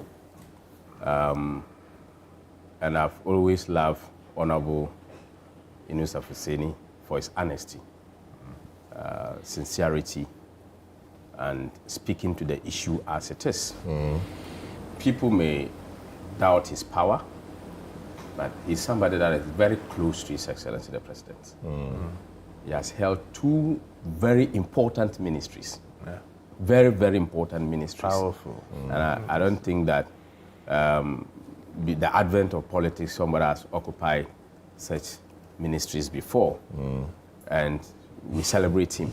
You are licking his brain. You are licking his brain, but that's fine. Oh, but that's the fact. No, it's a fact. It's a fact. I will have the final and then Anta also came in. So these are persons that we have to celebrate. And he has been very positive in when he's very dispassionate about issues, he discusses it as it is. Today, my good friend Hamza Soyini will be well educated that in the NDC manifesto, this is indicated. But he failed to understand that in the 120 days, because of its importance, it was captured under the 19th point under the 120 days, which says that ban illegal and new mining activities in forest reserves, roll out Tree for Life and Blue Water initiatives to heal and sustainably harness the environment by turning areas and water bodies degraded by illegal mining into economic and ecological recovery hubs. So the NDC cannot have a summary of 120 without capturing that. And by this particular explanation, my good brother will get to understand that the NDC meant business when they were talking about it. But now they are in government. They had all the best solutions when we're in power and they were in opposition. They called for this, they supported the call for the state of emergency. The government of Akufo-Addo was bashed. Everybody thought that it was an escape route for us. But today, Ghanaians have given so much confidence in the NDC. What has stopped them from coming out with the state of emergency? They were singing. My good brother, you know, he comes from Tatale, I come from Zabzugu, Mustafa Bandi. Today, he's singing too. That it is now, let me get the specific quote he used, that Galamsey is a multifaceted industry that involves members of both the NDC and MPP, pastors, journalists, and lawyers. In the past, the MPP was the only distinct group that was captured in his mouth. Today, he has reviewed his nose. It is MPP and NDC. Great. The NDC's focus is to ensure that the one they were going to repeal was to protect the forest reserves. Today, go and see the Jamira forest. Over 50 excavators. These are reported by Erastus Donko, Asari Donko. Go and see the Tano Ahuansu Forest Reserve. Go and see the Offin Shelter Belt Reserve. All these places are being entered. Fresh forest reserves. People are mining left, right, center. I have been alarmed by the information that I have gotten here that gold prices is going up. And that is bringing down the value of the dollar. So if this is a situation, could it be that the NDC will bring in foreigners to mine in an attempt to make enough money, then they deport them instead of prosecuting them so that they can be the avenue to get them that money? Great. Is that what we have to go? To be honest with you, to be honest with you, there have been a smart policy. And my EMBA paper was on that. It would have been a smart policy to partner with foreigners to ecologically mine our gold while respecting the environment in such a way that we maximize the benefits from our gold. Great. and protect our environment. It would have been a very good policy. Great. Let me take the final word from Awula. Awula, your final word. The discussion has just started. Okay, 2 seconds. Okay, two seconds. So we were burning excavators. Yes. We were being attacked. Today, that is the best description that has been. But however, in this fight, we hear that about 40 excavators too has been missing. We need to turn our eye there. Containers cannot be missing, and excavators will also go. Great. Awula, you have the final few seconds on this. The fight must be on. We must not relent. What's your final word here? Yeah, the final word, if we are serious in removing the existential threat, declare a state of emergency, revoke LI 2462. Even the NPP government was about to revoke it. So we want you to revoke LI 2462. Then pause small-scale mining, pause it, because we're not able to monitor as we speak. So pause small-scale mining, and then investigate all those named in Professor Frimpong's. Hello? Yes, yes, go ahead. And then prosecute all those named in Professor Frimpong Boateng's report. You cannot be serious about ending the existential threat we face from the environmental terrorists if you do not declare a state of emergency. What are we afraid of? Without a state of emergency, we'll all perish. Our forest reserves have been taken over. Great. Our water bodies are being poisoned. So I urge His Excellency the President, he has listened to everybody on the panel, declare a state of emergency. Pause small-scale mining, because you can't monitor. You've issued licenses like confetti, and you cannot monitor. And some of the things they are doing are just as bad as the irresponsible mining by the. Thank you so much. Thank you very much. Awula Sewa. This is how we conclude our program for today. My name is Selorm Adonoo. Thanks so much for doing the listening and the viewing. Have a good afternoon.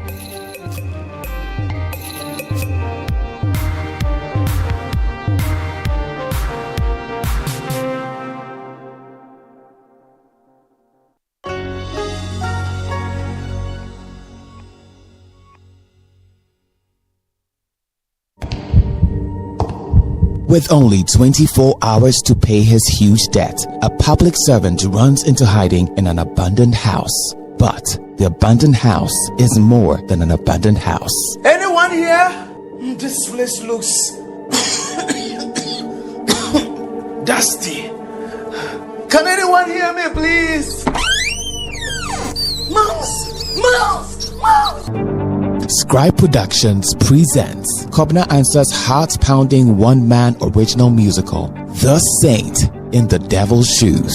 Date, Easter Friday, April 18th and Easter Saturday, April 19th at the National Theatre. Time is 3 p.m. and 7 p.m. each day. Rate is a cool 150 Ghana cedis. Dial *714*003*9# to grab yours now. Hotline 054-609-8082. Media partners, City FM and Channel 1 TV. The Saint in the Devil's Shoes. The devil you know is better than the devil you don't know.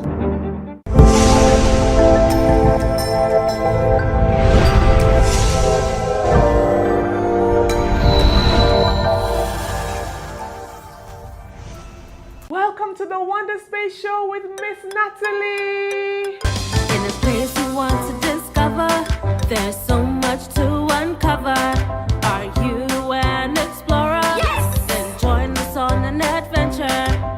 All you need to do is look closely, think carefully, solve many problems. Wait, that's not all. We are the Wonder Space Explorers. We create things big or small and beautiful. We are WONDERFUL. We are wonderful. La la la la la la la la la la. Wonder Space. Oh, hello. Can you help me with these symbols? What do they mean? That's right, we have the recycling symbol, we have addition, subtraction, multiplication, and division. You guys are so smart. What about the ones at the bottom? Danger. And when we see this sign, it usually means no. No entry, no exit. What else can you think of? Symbols are items, drawings, or pictures that tell us something about a meaning, idea, or message. As soon as you saw these, you knew what they meant. Symbols play an important role in our society. Like when an adult is driving, they look around for symbols and signs.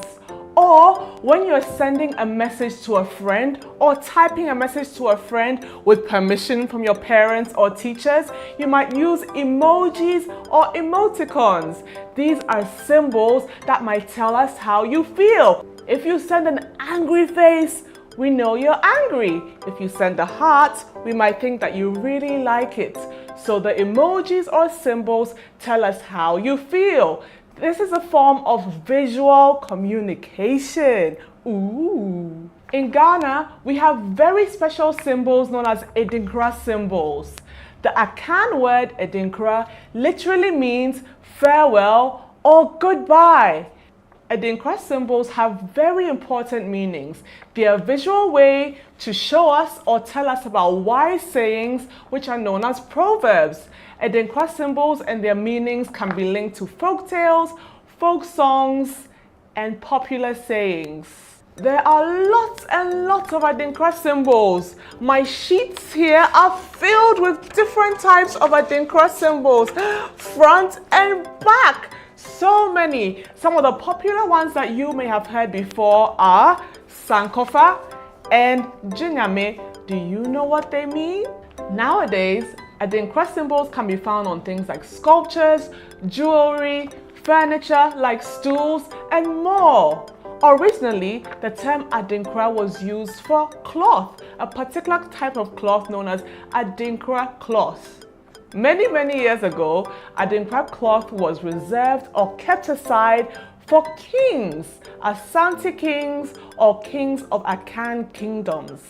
As the years went by, more people within the Akan communities were able to wear the Adinkra cloth too, to special occasions and especially to funerals.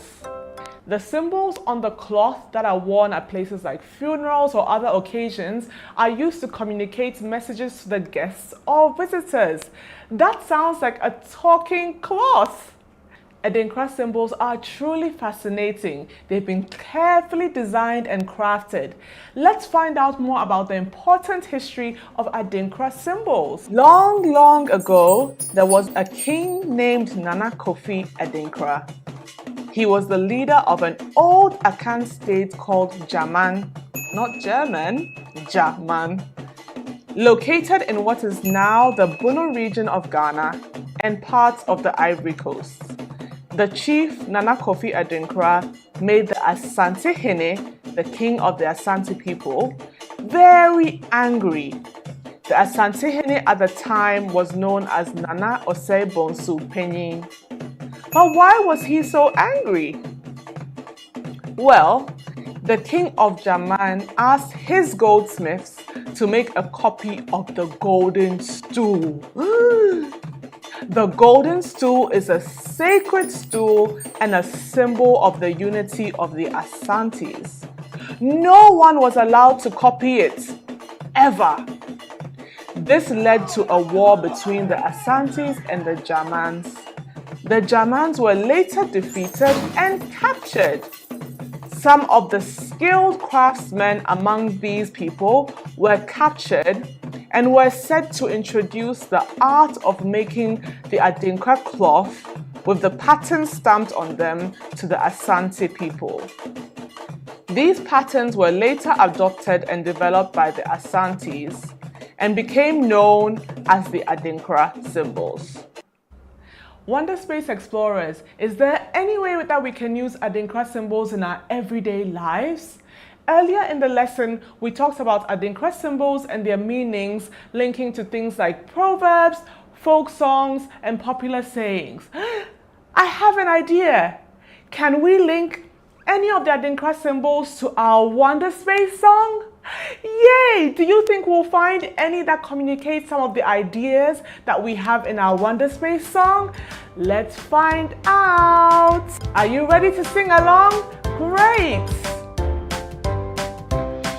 In a place you want to discover, there's so much to uncover.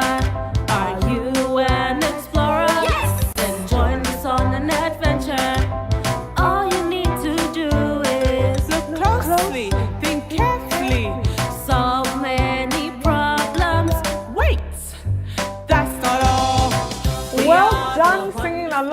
guys are amazing. I want us to pay attention to a few words in the song.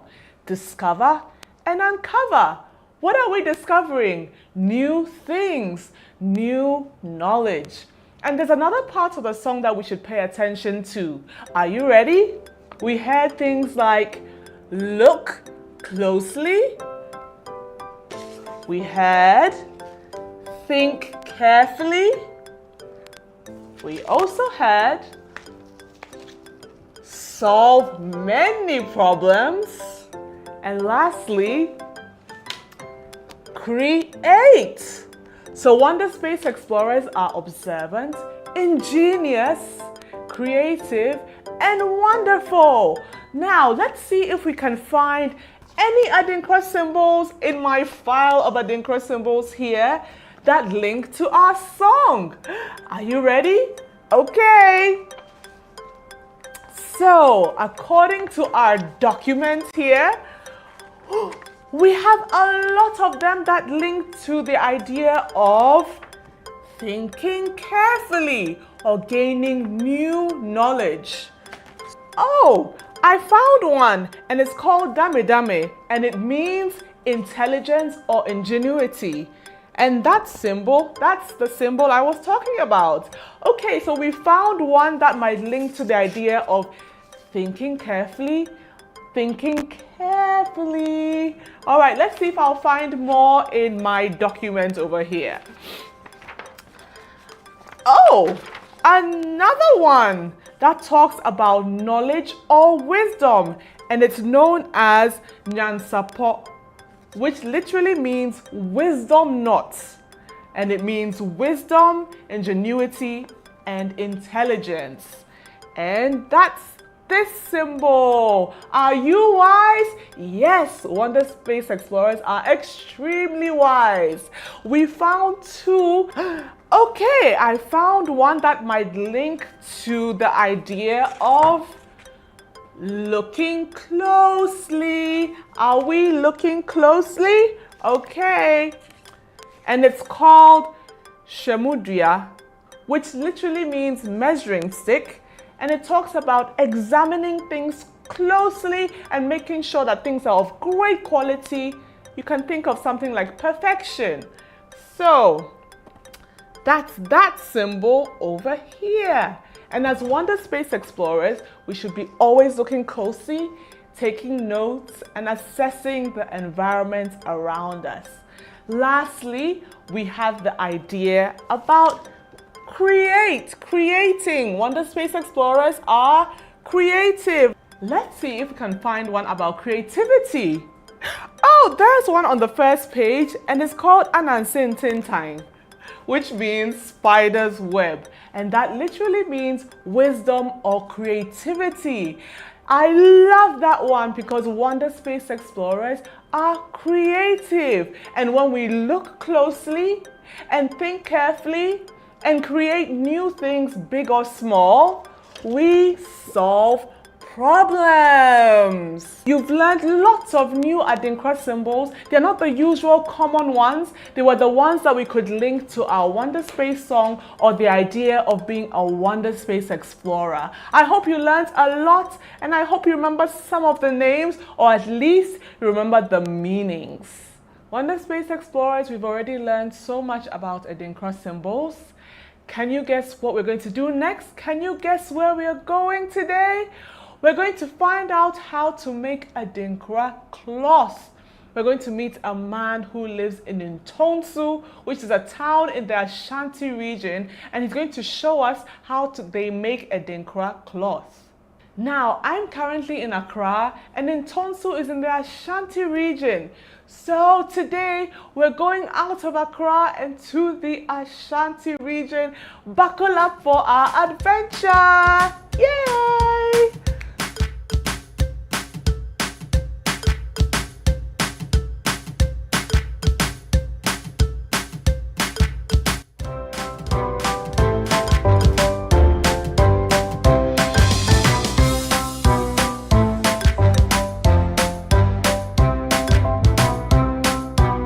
Wonder Space Explorers, can you you guess where we are? We are at the Adinkra village. Can you see all the wonderful cloth behind us? I can't believe we actually made it here. Wonder Space Explorers, remember we talked about the symbols and their meanings? Look at this giant life-size board that has all the meanings on it. Let's see. Can you spot any of the ones we spoke about? And on this large board, we have the history. Remember we spoke about the story